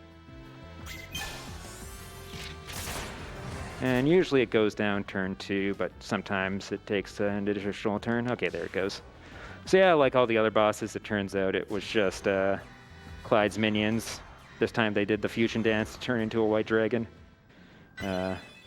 So it wasn't an actual dragon, so that's why it wasn't as strong as some of the other dragons in this game. Now we can go save Grandpa. So I'm going to fire up my tablet to get some maps on screen because the ridiculous dungeon's coming up where I'll need a visual guide to help me. Ooh, lots of good, well, not great, but a little bit of skill improvement. Ooh, nice, that's really good. Actually, no, it doesn't actually help. Well, helps there a little bit. Bow arts. Actually, it's better to do that, right? Yeah. Lots of good stuff. Doesn't matter you, doesn't matter you. She does matter, so we'll take that. And now we will be heading into the final dungeon, so now would be a good time to read some stuff. Absolutely. We've got an anonymous $50 donation. What is Anon donating to, you ask? Why, they're donating to the National Alliance on Mental Illness, whose current work is informed by more than 40 years of inspiring conversation, support, and action that ultimately strengthens the fabric of communities and promotes opportunities to thrive for anyone touched by mental illness. NAMI draws on their past accomplishments, the wisdom of lived experience, and current scientific understanding of mental health to help those suffering. So it's a great cause, and thanks everybody for supporting it. Yeah, we get this creepy image of Judy, and oh no, we hear her shattering. So at the start of the game, our grandpa got trapped inside a mirror because of Clyde, and Clyde got desperate, so he smashed the mirror, which sent our grandfather to the mirror dimension. And the only way we can get there is using one of the 7 wonders, the deities table, to enter the mirror dimension to save Grandpa. And Clyde is also waiting there to fight us. Simple. So all of the scenarios or character stories end with a 7th wonder. So there's 7 characters, 7 wonders. Ruby's special in that she goes to all 7, but for the rest, you just get 1. And you can only take 6 members here, so we're going to kick out the 2 people that we will not be using, and then we'll head in. We saved because we can get a lot of bird encounters. You get encounters with these birds of heaven because every, I think, 12th movement on this map, you'll get this field reel where if you fail, you have to fight a bird, and then 2 birds, and then 4 birds. So it quickly becomes really terrible to fight them if you go beyond the initial single bird fight. Nothing more for you. We'll do final equipment here. We want the metal arts. And then we'll head into the final dungeon. And the birds are really difficult to take out, and also they'll wear down the durability of our axe, which we need for the final boss, so we don't want to run into too many birds. And if we do, we'll just have to redo the dungeon, which isn't a huge deal. There is a save point bit inside the dungeon, so we can kind of save there, and then we should be fine from there to get to the final fight. But if we get a bunch of bird encounters super early on, we might have to do a quick reset. What was this? I can't remember. And if enemy type you run into for the first time for a character comes up, they'll have unique dialogue sometimes, which was that weird dialogue we just got there. So yeah, we're starting to get level 4 rank enemies, which take a lot longer to take out. But we do have decent bow abilities now to kind of help take them out, so it's not too bad to run into them.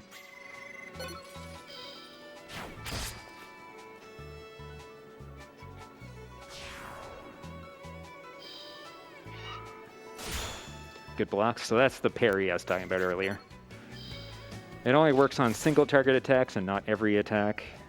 It's mostly just physical single targets that it works well for. But Chaos has them in spades, so it's good for that. The gimmick of this dungeon, which each of the 7 wonders has a special gimmick, is there are 4 papers scattered throughout the dungeon, and on each floor there's a single paper. But the place they spawn is random, so I'm going to be moving around the map to certain predetermined locations where it could spawn. That was the bird reel, by the way. So if I failed that, it would have been bad. Go up here. I made slightly wrong movement, but that's fine.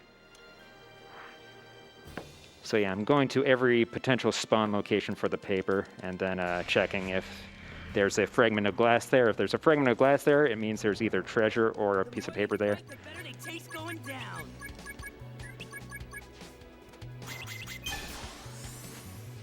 So lots of wandering around. Ideally, the paper's in the first place you check, so that you're able to just immediately go to the exit for the floor. But more often than not, it's the last place you check for funds. So we'll be doing that for a bit, but now's a good time to kind of start talking about chaos. It's something I've alluded to a good amount, but haven't gotten to specifics. Chaos is the end fight of every scenario. I have to mash on all those reels, otherwise there's a chance something bad will happen. And there's also a percentage chance that the reel will drift anyways and cause an encounter to happen. Okay, that's one of the pieces of paper. So yeah, chaos is the final boss of every scenario. It comes in 4 phases and has 20,000 HP, which is loads more than any boss prior to it. And each of the 4 phases has its own pool of LP. The first phase has 22 LP, second has 16, third has 11, and then final phase has 4. So second and third phases don't last too long for a couple reasons. The first reason is the smaller LP pool. The second reason is that while Chaos has 20,000 health, for second and third phase, it will only regain up to 10,000 health, so go up to half health. If it's already above half health, it won't recover any health, and if it's below half health, it will go to half health. And you can still do plenty of LP damage when it's at half health, the way the LP damage formula works. So that HP recovery doesn't actually have too much of an impact on your ability to take down those forms. The problem comes in when you get to phase 4, because it recovers all of its health, so it's back up to 20,000. And it also has 20 LP, which is a lot to go through. And also, the number of actions Chaos can take per turn changes per phase. So the first phase can only do 3 actions per turn. The second phase can do 4 actions. The third phase can do 5 actions. And then the fourth phase can do 7. And its attacks also get more devastating as the phases go. And because of this, we need to really think about how we use our party members, because there's no way to recover. I think I'm a little bit lost here. So I'll have to figure out where the heck I am. Here I am. Okay, I remember where I am. Okay. So we have to be very careful with how we use our LP, because once a character runs out of LP, they can no longer be used at all. That's the second piece of paper. And so there's typically 2 primary phases, even though there's 4 phases. There's phases 1 to 3, where you have your lesser LP characters tank some hits. And then the final phase, you have 2 dedicated tanks with high LP. I'm not sure why I'm shooting, but sure, why not shoot? And the 2 high LP tanks we're going to be using are Roy and Thomas. Roy has 20, I believe, and Thomas has 19, which are very high LP values, so they're good for tanking the final phase.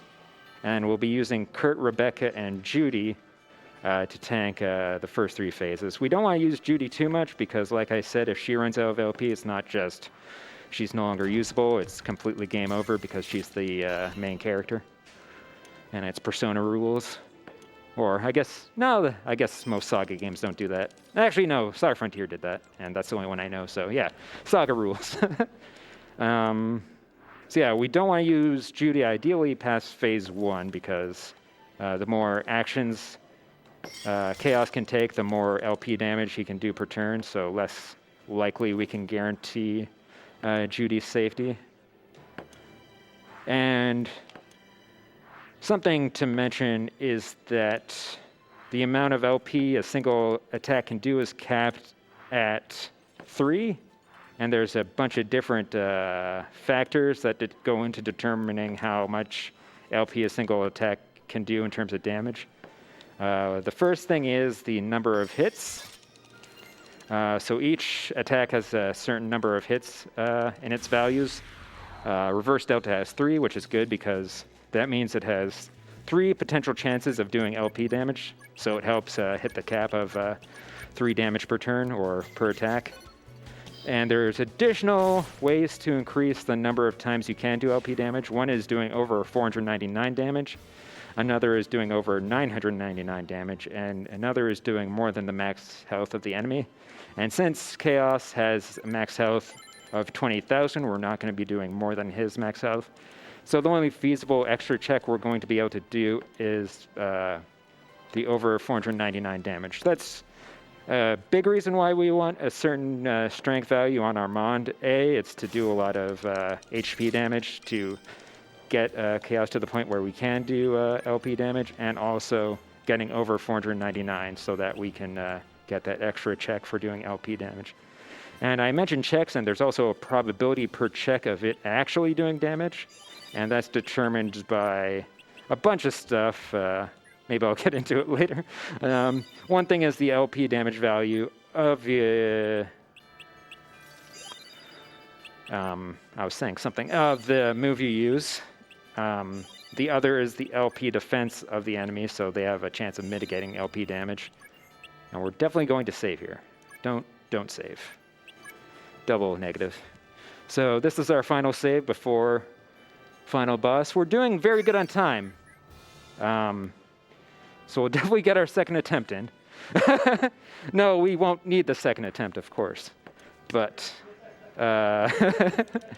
let's say we do. We have the time for it. Like I said at the start, we get 2 attempts and then we have to mercy kill. The fight is just too long to do any more than that in terms of attempts. Every practice fight except one, the one I did right before this run, has succeeded. So I got the bad luck out of the way right before the run. It was a very interesting fight. Everything that could go wrong went wrong. One of the major things that can go wrong is status effects. Chaos has a lot of moves that have small chance of doing status effects, and depending on the status effect inflicted, it can take certain characters out of action, which is very bad, depending on which character. And also, it might knock out the character temporarily, which means you have to rescue them from the field, which means you have to dedicate an action to taking them off the field so that they can recover. Otherwise, they're just kind of dead weight on the field. So yeah, we're on the final floor, just looking for the final piece of paper. There's guaranteed chest here, so even though a glass shard showed up there, it doesn't mean the paper's there, because that was just a chest.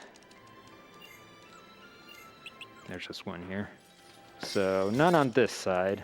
This side's faster to check, so that means it will never be on this side. It's always on the other side. So we didn't get any birds, which is good. The one good thing about getting birds is that they do have a high spark rank. So that means you have a decent chance of sparking reverse delta. So if we got a bird fight before the save file, and then we spark reverse delta and then save, then we don't have to worry about sparking it on the final boss or next to last boss, which will be coming up very soon because we just have to pick up the final piece of paper, Peter Pepper, and then we'll be on to the final boss. Sequence, that is. So yeah, the last 3 checks are here. So let's see if it's the final check. No, not quite. Oh, which one is it? That one? Nope, that's the trap. What a great game, right? Nope, now it's an enemy. So yeah, everything in this area looks like a shard. So a trap will look like a shard. Miss, nice. Enemies will look like shards, and the piece of paper will look like shards.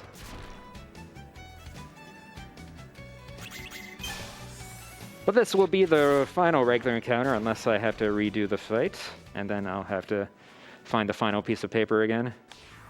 And now it will be on to Clyde Blackstorm, whose name is actually Clyde Bladestorm in Japanese, but I don't know, maybe they thought it was more. cool that way. There we go. There's the paper. So yeah, this is the scenario boss. Every character story has a scenario boss before the final boss, and the lore is that the scenario boss transforms into chaos because of their desires overtaking them, and chaos being somehow connected to the Seven Wonders. And the only real effect of that is that the signature move of the scenario boss is inherited by chaos, so it makes each chaos fight a bit different because the chaos fight will have a different move set based on the scenario you completed. So now the most important part of this fight is using Bone Crusher so that we spark the abilities that we don't want to spark on chaos because we want the base ability to reduce strength. And B is to spark Reverse Delta before chaos. All scenario bosses except one have a spark value of 35, which is very high. There's some bosses in the game that have 40 or 45, but they're like so out of the way that there's no way it would make sense for a marathon run to like go out of your way to go to them just to have a better chance of sparking Reverse Delta.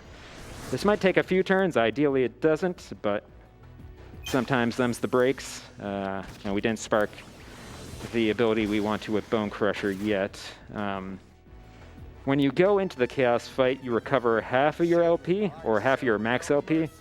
So we just don't want to lose more than half LP from the attacks this guy does. So we sparked something. Yay! We don't have to give up hope just yet. So next we have to spark something on Bone Crusher. And then we can go into the next fight with our conscience clear. There we go. Cruncher is not the one we want to spark. No, I think that might be. No, Bone Splitter is the one we want. Something like that. But we'll just take what we get. So Reverse Delta with no axe panels on your panel board will always have the same reel. So I'm able to hit Reverse Delta fairly easily on the battle reel just because of deeply ingrained muscle memory at this point. So every time I miss it, you can laugh at that comment that I just made, but maybe I'll never miss it and I'll look real cool. I think in my SaGa-thon Judy run, I didn't miss once. But in my Questing for Glory, I missed once or twice on the Chaos fight. Okay, he's not dead yet, so I have a chance. I probably don't want to deploy Roy again, though, because he's probably... Yeah, we don't want to. We don't want anyone to go below half LP, because they won't go into Chaos with full LP that way. So it looks difficult to hit Reverse Delta, and granted, it's hard to learn, because it's not something you learn so much as something you grind forever until it's just no longer a part of your brain, it's just in your muscles. But once you get to that point, it's pretty easy. It's always the same timing, so it's no big deal to hit it. And now the scenario boss is down, so we're going into the Chaos fight. The Chaos fight is very long. We're doing good on time. It takes about 20 minutes. And it's very stressful because it goes on forever, and the most important thing is we don't want to lose LP on Armand. So we're going to use a special 3-person formation, and the people in the back of your formation are less likely to get targeted. When you're in a 2-person formation, it's a 73 split in probability of them being targeted. And when you're in a 3-person formation, it's a 55, 25, 20. I think that adds up, split. So we want to use a 3-person formation to kind of spread the LP damage around as much as possible. And also to prevent Armand, who's going to be out every turn, from losing his LP. So he's always going to be in the back to prevent him from getting attacked too much. The first 2 turns, we're going to spend buffing and also using Bone Crusher to reduce the strength of Chaos and also to increase the attack of Armand. So first we're going to use Weapon Blessing to increase Armand's strength by 10.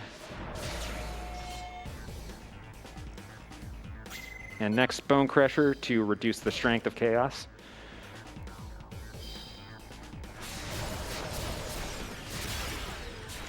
Armand should never get targeted. but that's fine. So Armand is now buffed, so he should be doing over 500 to get that extra LP damage check. And now we just have to whittle down phase 1's HP as much as possible. We want to take down phase 1 on an even turn. I forgot I had a reverse delta and I had to carefully do that one. But I didn't miss it, that's good. So we want to kill him on an even turn because the second phase can either be a blue face or a red face, and Judy. In the Japanese version, the blue face actually... damn it. Yeah, I sparked Black Slash anyway, so it didn't matter. So you have a chance of sparking arts all the time, so that would have canceled out reverse delta. So it didn't matter that I missed, so it didn't count. But in the Japanese version, the blue face has 10 more LP. In the English version, that is not true. They both have 16 LP.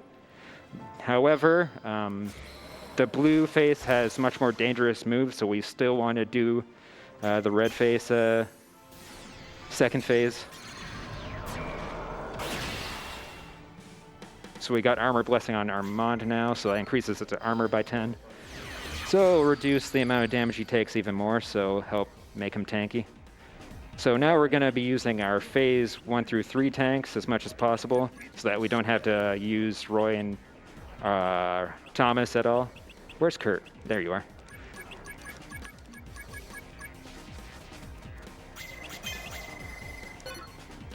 And a good thing about having a level 2 or level 3 bow panel is that it combos well with reverse delta, so you get the triple shot into reverse delta instead of double shot into reverse delta.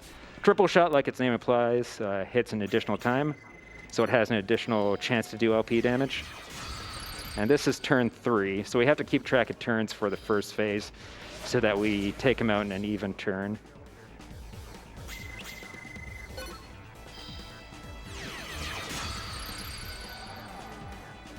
And the first phase has 3 actions. I haven't done a great job of keeping track of how many actions he's done, but if you do, you're able to do an additional combo at the end of the turn. So we'll try to look into actually doing that. It's a lot more damage if you're able to combo the bow into reverse delta, because you get the combo rate percentage increase, which also increases the likelihood of doing LP damage. So it's always good to combo if you can. So this is turn 4. Still way too early. The most realistic time to take out phase 1 is turn 6. I think this is the second move. I'm great at counting if you saw my Wild Arms run from last year. Yeah, it was the second move. I was like, maybe it's the third and I can combo. It's not the worst thing to combo because you still get the bonus. And it actually did 2 LP damage there. That's really good. So we're entering turn 5. We definitely don't want to take him out turn 5. We'll enter blue phase, but I don't think we have to worry about that in this case. And we want to use Judy now because we don't want to use her ever again once we're out of phase 1. So use her while we got her.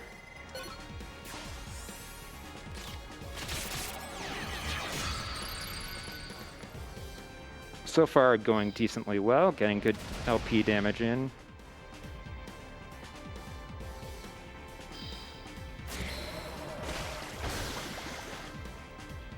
And, okay, didn't do damage at least.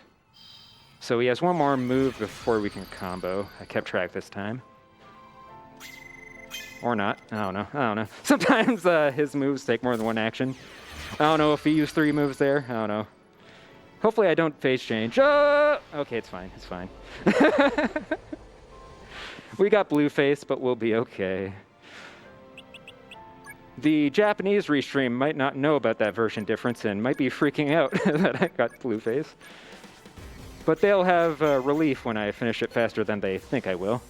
So phase 2 has 16 LP, so hopefully we can burn through it quick enough that the moveset of blue face won't be too much of an issue.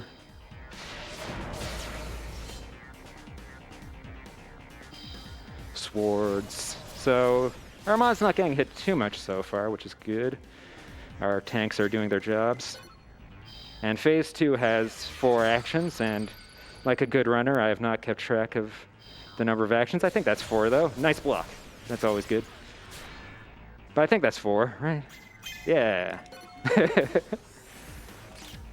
So, good turn. We got a lot of LP damage and good combos. So, check on our tanks. Tanks are still doing good. And Armand's doing decent as well.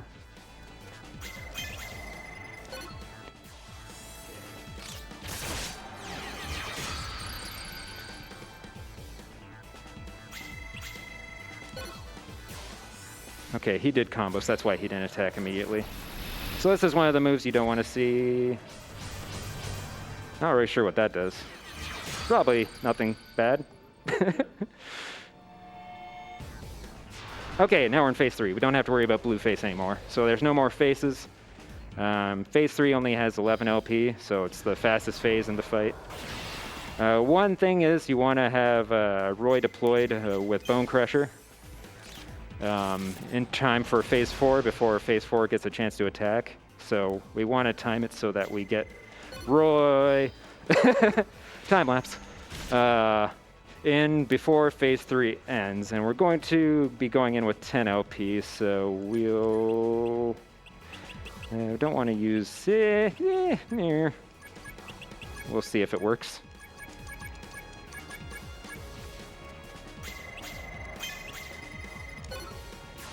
Okay. There's a chance when you have confusion like Kurt did that you'll not actually have an action, which tends to be bad. So we're down to 6 LP on phase 3 now.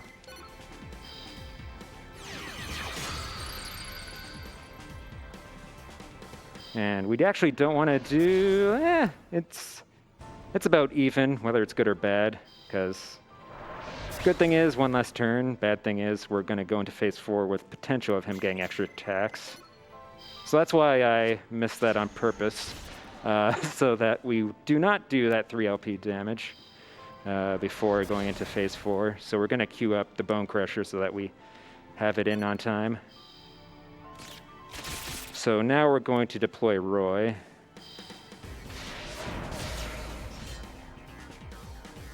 And we'll check on our tanks here. Yeah, he's good enough. So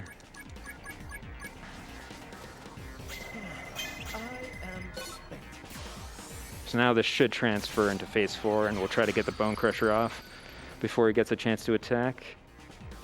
And this is where Unlimited SaGa begins. Phase 4 regains its 20,000 health, so we have to burn through all of its HP again. And it has 20 LP, so good amount of LP as well to get through. So we're going to the Red Moon for the final showdown.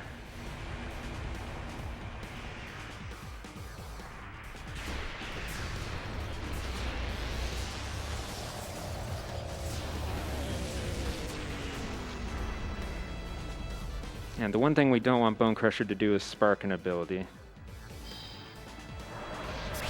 He's getting some attacks off. Luckily, that's on Kurt, who's not going to be tanking much longer. So as long as Kurt doesn't die here, we're good. Don't spark. Don't spark. Yes! Now, don't miss. Yes! Okay, good. So that reduced his strength by 30%, which is vital. Now, Kurt, don't die. Don't die. We don't want Kurt to die because his body will stay on the field and we have to rescue the body to free up the action that the body takes up.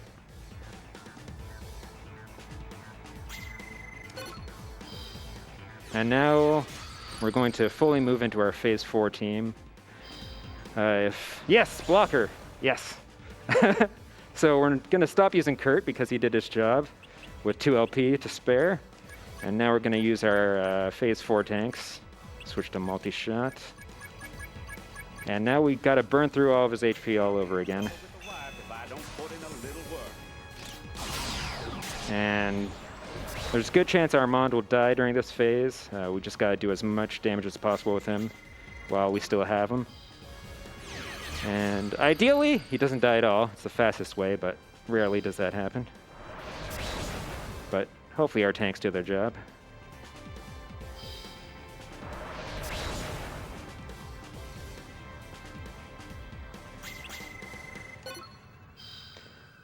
Got to hit all reverse deltas from here on. It's very vital. We are getting a lot of damage because of the Black Axe and our really good panel boards, so that is helping a great amount. If you would stop attacking Armand, please, though. So we did get a stats effect, which kind of messes with Armand's reel there, but the good thing is that it doesn't cover the reverse delta panel. So we're still able to hit the reverse delta. So how's Armand doing?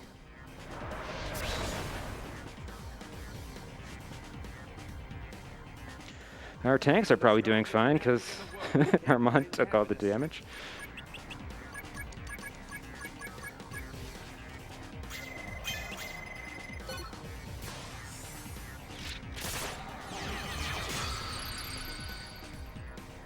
Okay, that's good. Not on Armand!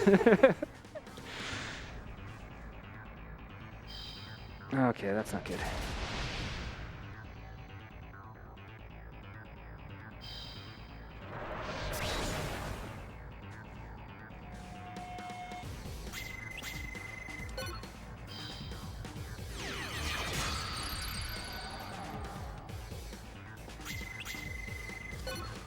It's okay, it's okay.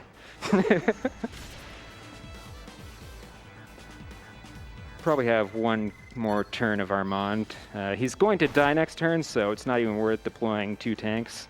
So we're going to switch to a single tank, because he only has 2 LP. So go like this. And try to get as much out of Armand as we can before he kicks it.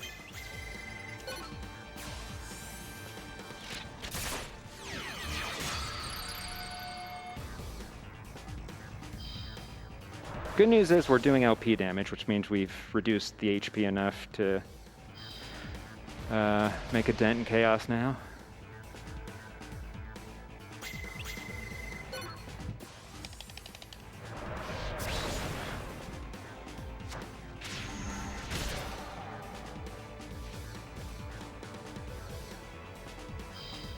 Okay, that's it for Armand. So this is what I call desperation phase. Where Armand is gone, so we're now going to switch to using our bow users to whittle down chaos for the remaining LP. Nice block. First thing we gotta do is rescue Armand so he's not taking up a position in the field. And rescuing works by the person that's heavier has a better chance of rescuing a person that's lighter. So we try to work in reverse from lightest to heaviest for rescuing, because all of our team is going to take turns dying here. So we want to be able to rescue them as easily as possible. So we're going to go from lightest to heaviest member, with the exception of Judy, which we will only deploy at the end when there's no other way to go.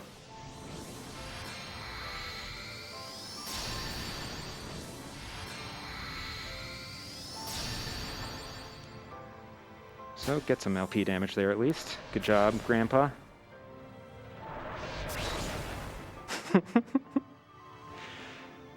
Oh, he survived. Well, maybe. Good job, Grandpa. You survived the turn. That's really good. So since Grandpa survived, we're going to switch to someone else. Thomas can actually have a good chance of surviving, so we'll switch to him to get 5 shots in.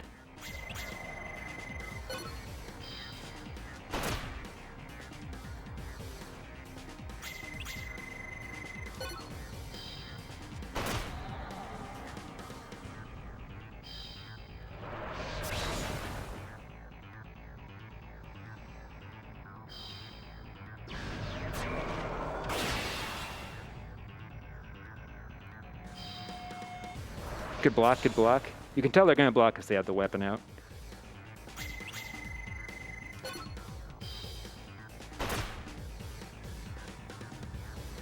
Okay.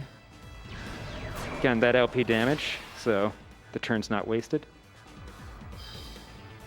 Good blocks, clutch blocks. Okay.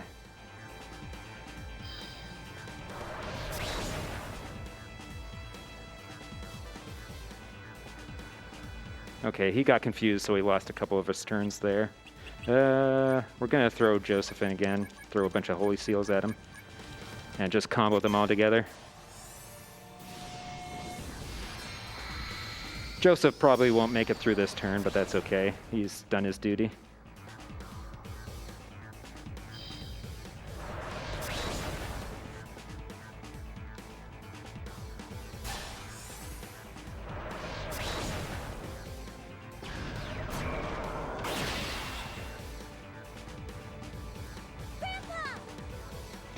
And next we're going to send in Rebecca to rescue Joseph and then do some shots. And hopefully none of the rescues fail, because then they'll be taking up a position on the field, and then the other person will die, and then there will be 2 corpses on the field.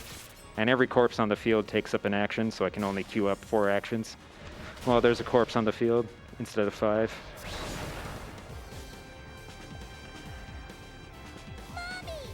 Mommy! Next will be Kurt. Actually, Roy is our boy.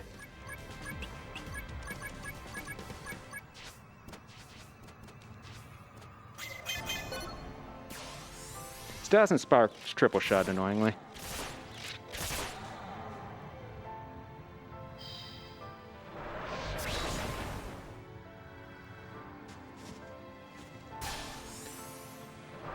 Okay, that's probably it for Roy, but he got his 3 attacks in anyway, so it's fine.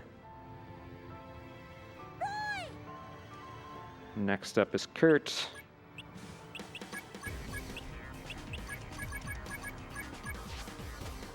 No rescue. Overkill.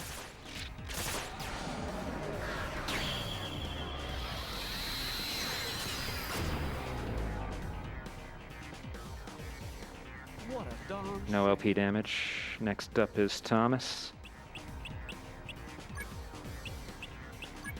We'll rescue Roy first because he's easier to rescue.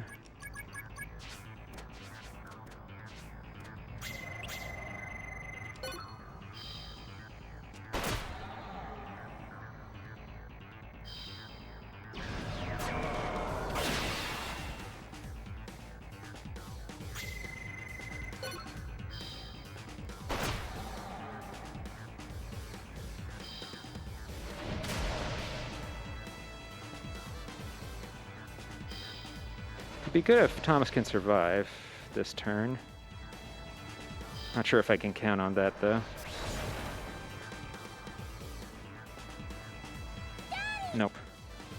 Okay. It's Judy time. Here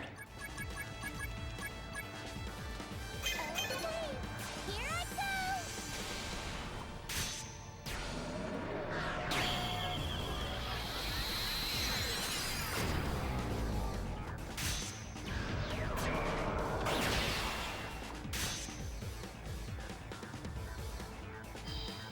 Oh, okay. It's game over. Okay, we got one more attempt, and then Chaos wins. Well, Chaos wins either way, I guess, but the bad Chaos. That's a shame, because that went way too long. Okay, so we're going to go a bit over, but we'll get one more attempt in before we say arrivederci to the old Unlimited Saga. Either way, an interesting run. It was looking good there for a while, but got some bad rolls with Armand getting targeted in the final phase there. All right, pretend none of that never happened.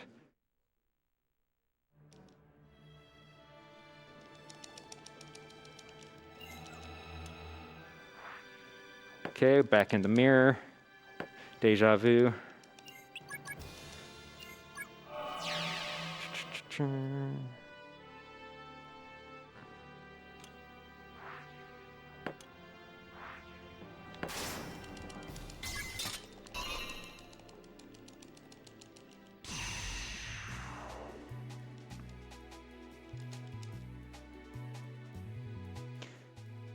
First time you go into a battle for an area, it takes a while to load the area, but then it caches it, so subsequent fights take a lot faster to load.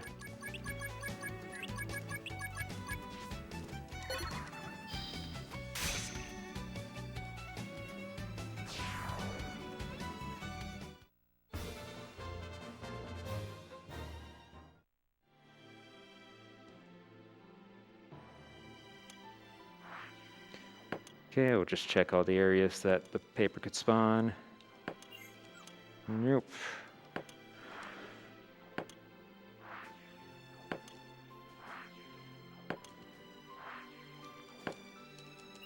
That's the treasure chest that's guaranteed to be there.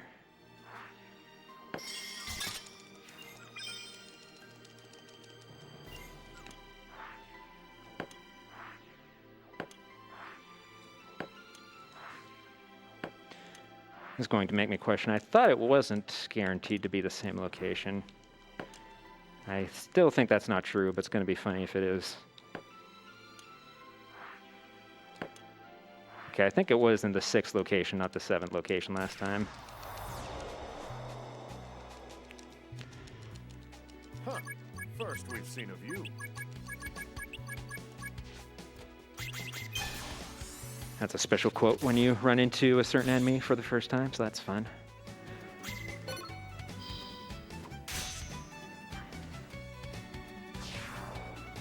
All right, going to go into the Clyde fight again.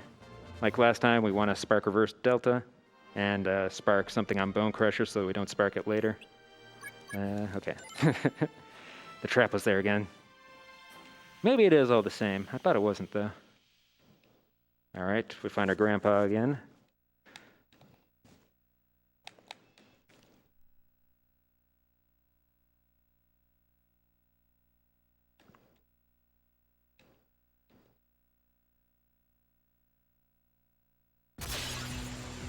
Okay.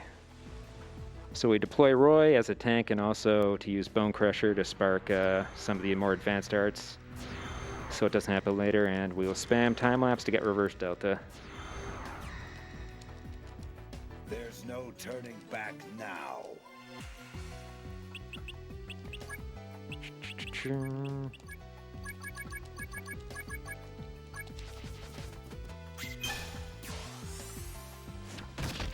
So it didn't spark the arts, which is unfortunate, but fine. We might have another attempt this match.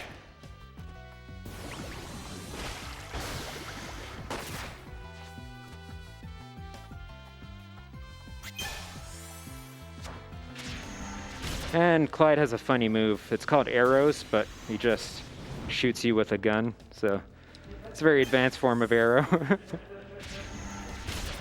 I'm curious what it was originally in Japanese. I'm guessing it made a bit more sense, but the world may never know.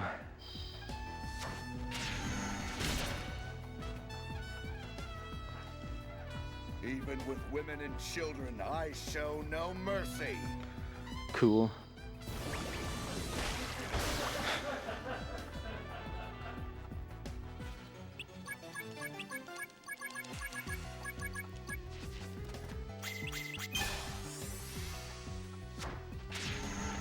Yeah, like I said previously, it's about a 20% chance per turn to spark reverse delta. So, have to just get a little bit lucky here. And then we can get going with the yay! All right. We can get another attempt in.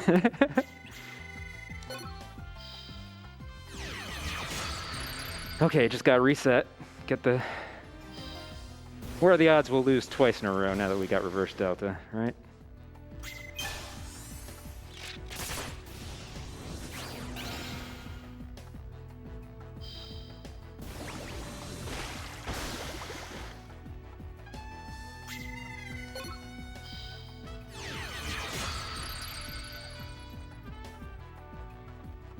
Okay, one more chance to spark Bone Crusher ability.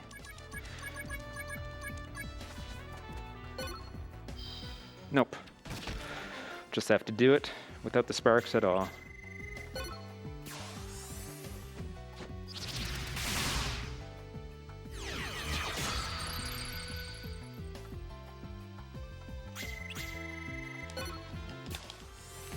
It's fine.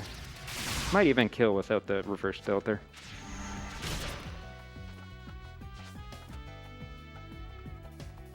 Nice. Time save. The ultimate power of the forbidden spell. So yep, he got swallowed by chaos, and now we go back to the chaos fight. It is a really good song for the chaos fight, so it's always nice to hear it again.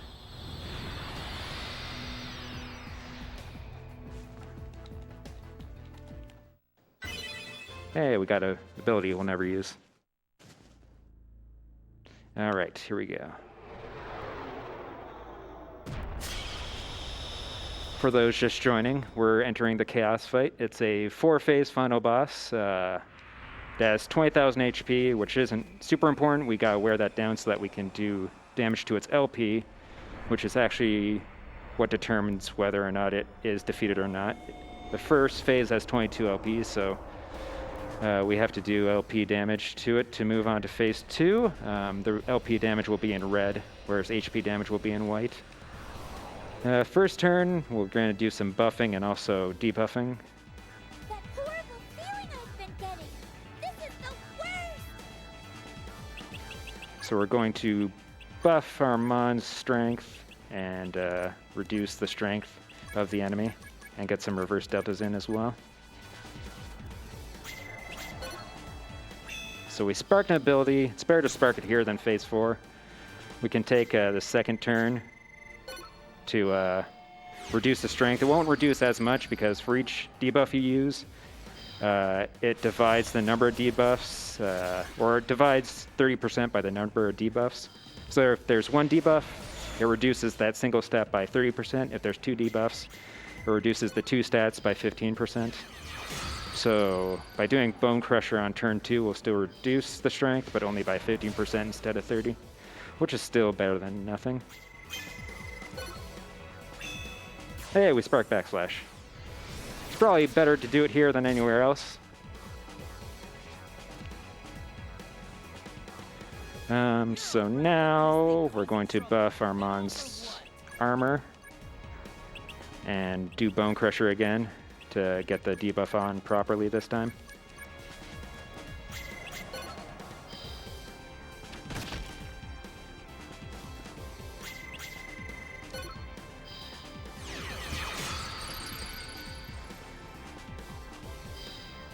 One mechanic about Chaos is that it has a different moveset if its wings are open or closed, and also its defense goes down a lot when its wing is open.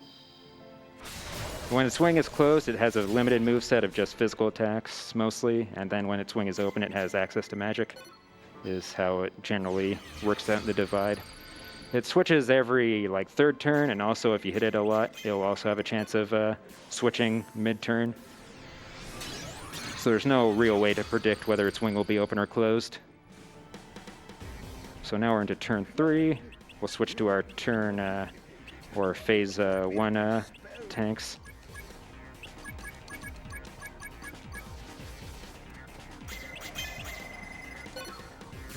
Get the triple shot reverse delta combo, it's always key. So again, we want to finish phase 1 on an even turn so that we get the red face for phase 2, which changes its moveset.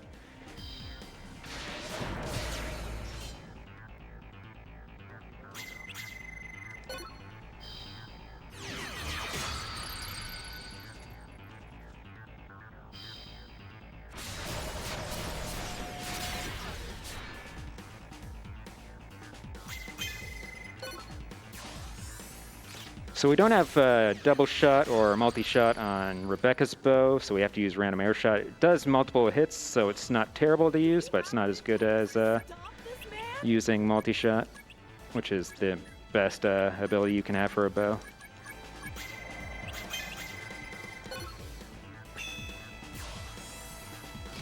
Shadow Arrow isn't as good as triple shot, I think, because it has less hits, but it's still a decent thing to spark.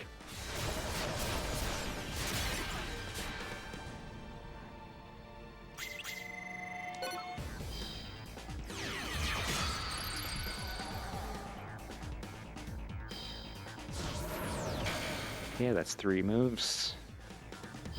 But we don't get... Oh, now it's 3 moves. So we have to save Rebecca because she got knocked out. So this will be turn 5 we're entering. Knock this one over, and I'm a hero. Can you rescue your mom? Nice. So Judy, you want to use as much as possible during phase 1 because using her later is just asking for a game over. So she'll come in handy for rescuing her mom there, for instance.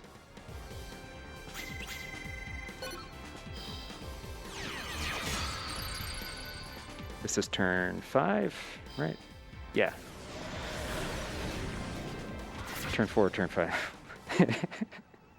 I think it's turn 5.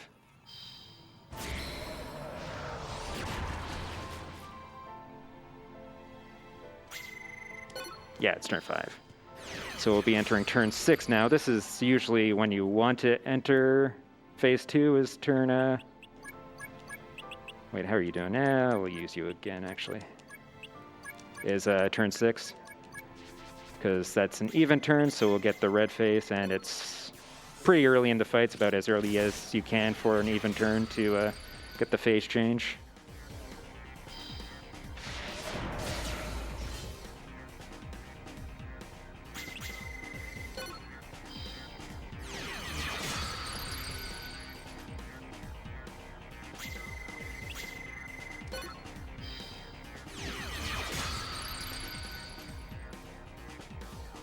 Okay, good. So now we're going into phase 2 with red face, who has spells that aren't as bad as blue face's spells. Nice block. Always good, especially on Armand.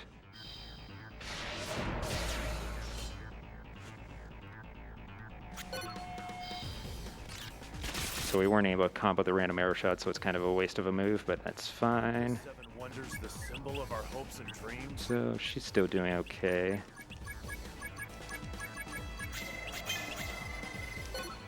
I'm just checking the 2 tanks LP before each turn to see if they're still usable as tanks for these phases. Otherwise, we'll have to use other people. And also, the person in front takes the brunt of the damage, so it's also determining which of the 2 tanks you want to send up front.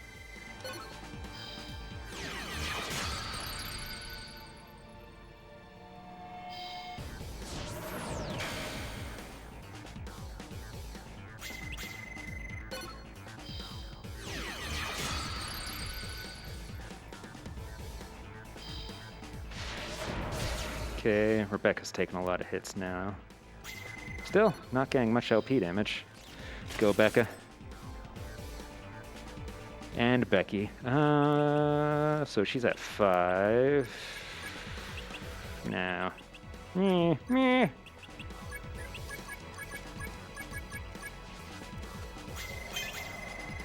She'll be fine, right?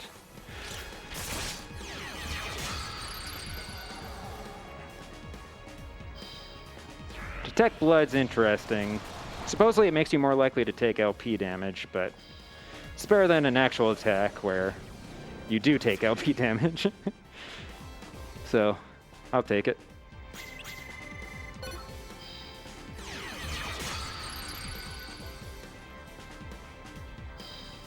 So we should be close to the end of phase 2 now. Hopefully. Okay.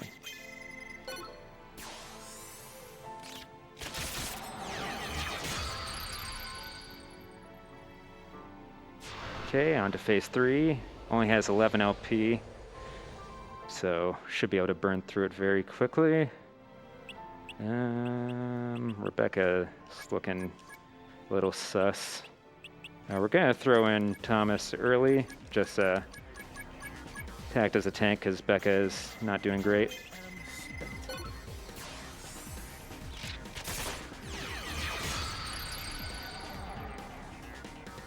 So that's 5 out the gate. Nice block.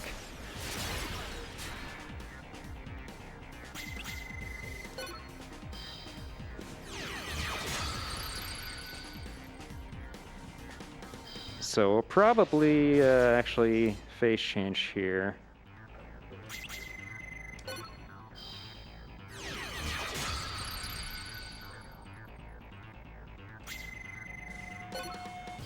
Or be 1 off, depending on if this shoot does 1 LP or not. It does. Okay, phase 4. The real unlimited saga begins here and all that. We're doing really well. Knock on all the woods. Yes, send me your energy and all that. Either way, it ends tonight with victory or defeat, so might as well make it a victory. Only one Chaos is walking out of here alive. And ideally it'll be me. So phase 4 regains all 20,000 health. It has 20 LP and 7 actions per turn, so it will burn through our characters really quick. So Armand will do as much HP damage as he can so that the other members can do LP damage when he falls. And we'll get a Bone Crusher off so he does less damage as well. And don't miss, don't miss, don't miss. Ah! That's fine, we'll do it again. Good block, good block.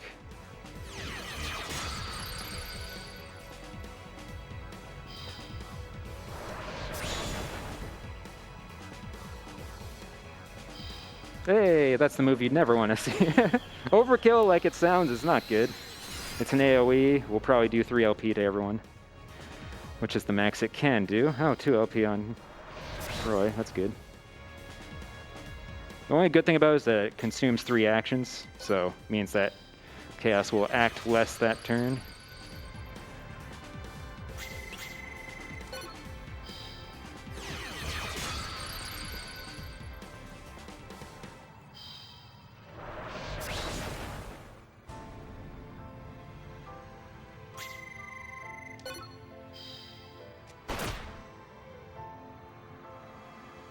Okay, so we want to get another Bone Crusher off.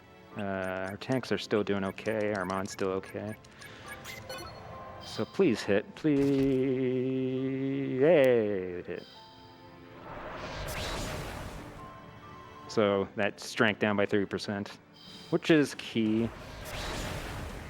Ideally, he stops tracking Armand, but we can't get everything, I guess.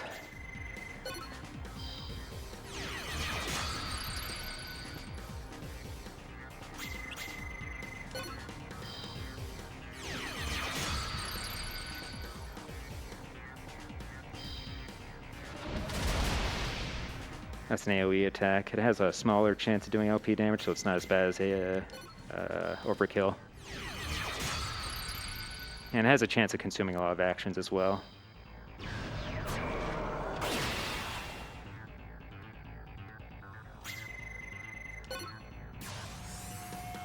Good shit block.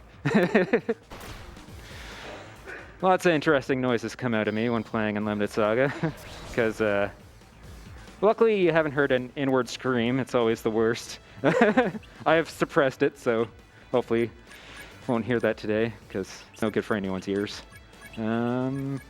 Keep going. Everyone's still okay LP-wise. Nice spark triple shot. Shadow arrow still good. We're doing really... I'm not going to say it. Things are going okay.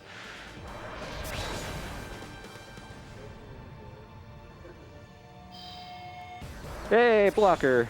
Clutch blocker.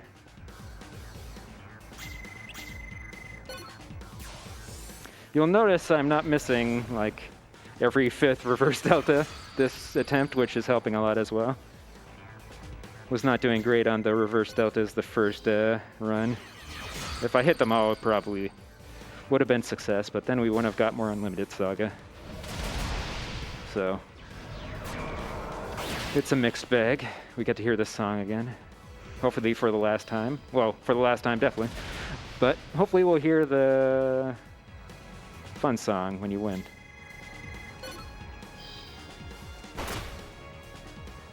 Only a little bit over. It's fine. So we're still doing okay. Well, Roy's not.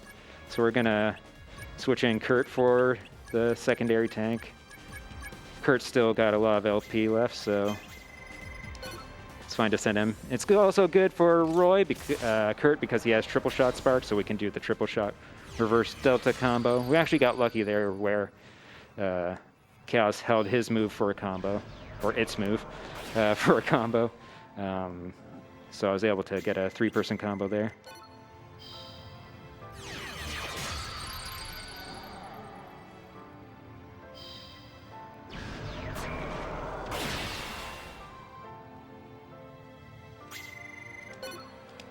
Shouldn't have said anything about missing reverse deltas. We're doing okay, though. It's enough to do decent damage. It's actually probably getting close to being dead.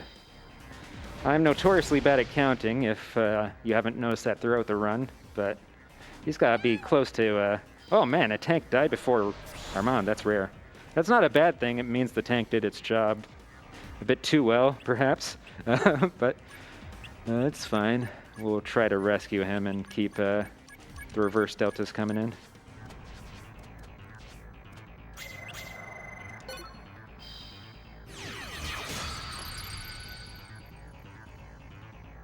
Yeah, 3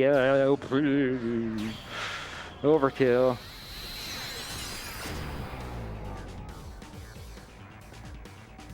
Only 2 LP damage, that's okay.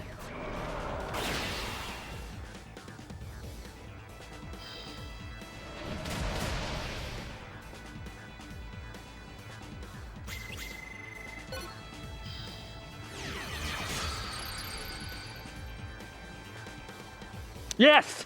Yes! Hey! Oh, why couldn't I get that fight the first time? All right, we did it. We don't have to mercy kill the unlimited SaGa. So the timing doesn't end there. I should have mentioned that beforehand. We do have to go through the end. It's not long, don't worry, people looking at the sketch. We just gotta get through a little bit of text and a cutscene, then we gotta save, and then it's time on a save. We gotta be true to cha0sRTA timing, after all. So yeah, now is a good time to do some shout-outs. So this game is primarily run in the Japanese community. I'm one of the few NA runners. A lot of learning about this game has been through delving through various Japanese blogs, which is always a fun experience for old school RTA RPG runners. It's familiar. So yeah, it's a lot of putting together information. One of the most prolific SaGa runners who might be on the restream. He was on the restream for Questing for Glory is Mocha Pier or Mocha Plus. Their website has a whole lot of information on every route, just general unlimited SaGa-RTA information. It's a #1 source. What I have been doing is, since there's no good English RTA source, actually that's not true. Catclaw did a lot of early work. There's a general guide on speedrun.com as well as Judy and Ventus RTA route. So if you want to enter this exciting world of unlimited SaGa speedrunning, you can check out those guides that Catclaw uploaded. I'm currently working on a document that kind of consolidates all the information I found from the Japanese blogs and various sources. The document's currently at 140 pages and only has Judy's route and information for the game, so it has a long way to go. I'm hoping to complete an initial version so it at least has the basic information, Judy's route in it, so that people can kind of use that as a single source to learn the game. But still a little bit of work to do that. I was going to have it done before this, but then I accidentally played card games forever. But it will be done soon, I promise. And so yeah, we get to enjoy Judy's doodles here, and the save is coming up pretty soon. We just got to see her final portrait. He said he's got to do it for Clyde too. So we get Judy's sign off here. That girl's got to have her secrets. Of course, there's more to the story, but I'll stop here. Hey, a girl's gotta have her secret. Shoutouts to the English voice acting. It's pretty dope. Well, that's it for my story. That's it for her story. Hope we meet again. Bye-bye. So yeah, save is coming up after this quick fin screen that we're going to get, and then that will be time.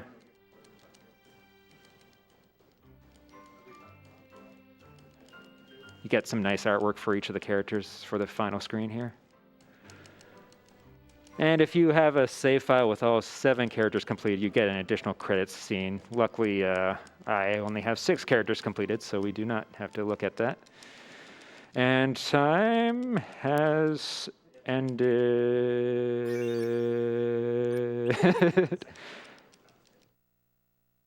Now. Hey! Hey. All right, that was Unlimited Saga. That was me. I'll be signing off now, so good luck with the rest of the marathon. Hope it goes better. All right, great job, cha0sRTA. Up next, we're going to have Shin Megami Tensei Digital Devil Saga 2, run by Freedom Pulse. This is my last commentary, so I'll be signing out. I want to give a special thanks to the production crew, making sure everything looks and sounds great. Our safety crew for keeping everything sanitized and clean in here. Sfeel and Piplup for the emotional support. Twitch chat for the lulls. Of course, our generous donors supporting Nami. I'm Velu V signing out. When we come back from this ad break, Ghoul 2 will take us into tomorrow. We'll see you next time.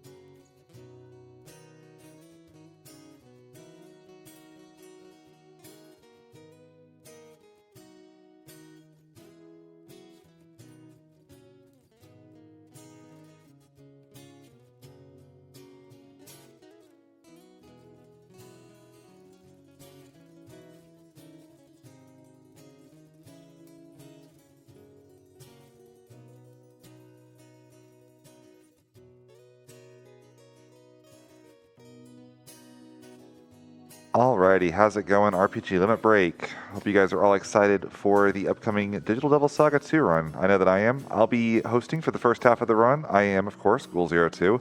You all know I had to take the SMT run. So we do have a couple of donation. We have a $20 donation from Matthew Ennis.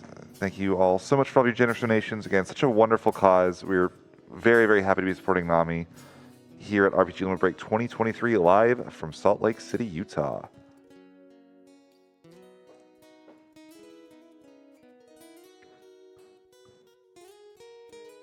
We do still have a couple of incentives still up for the DDS2 run. We have the Sing the Credits theme, which is at $173 out of $500. I imagine that will be at the end of the run. So you got a little bit of time to get that, but let's not wait too long. Let's get that done.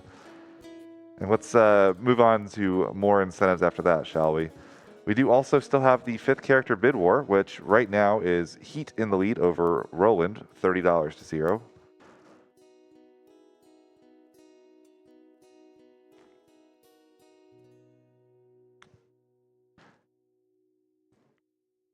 This is also, if you don't know, the last chance for this block of prizes. So we do have the Axel and Roxas Pearlers. That's a $5 minimum donation. You could have done that anytime between the Kingdom Hearts 2 randomizer and the end of this run.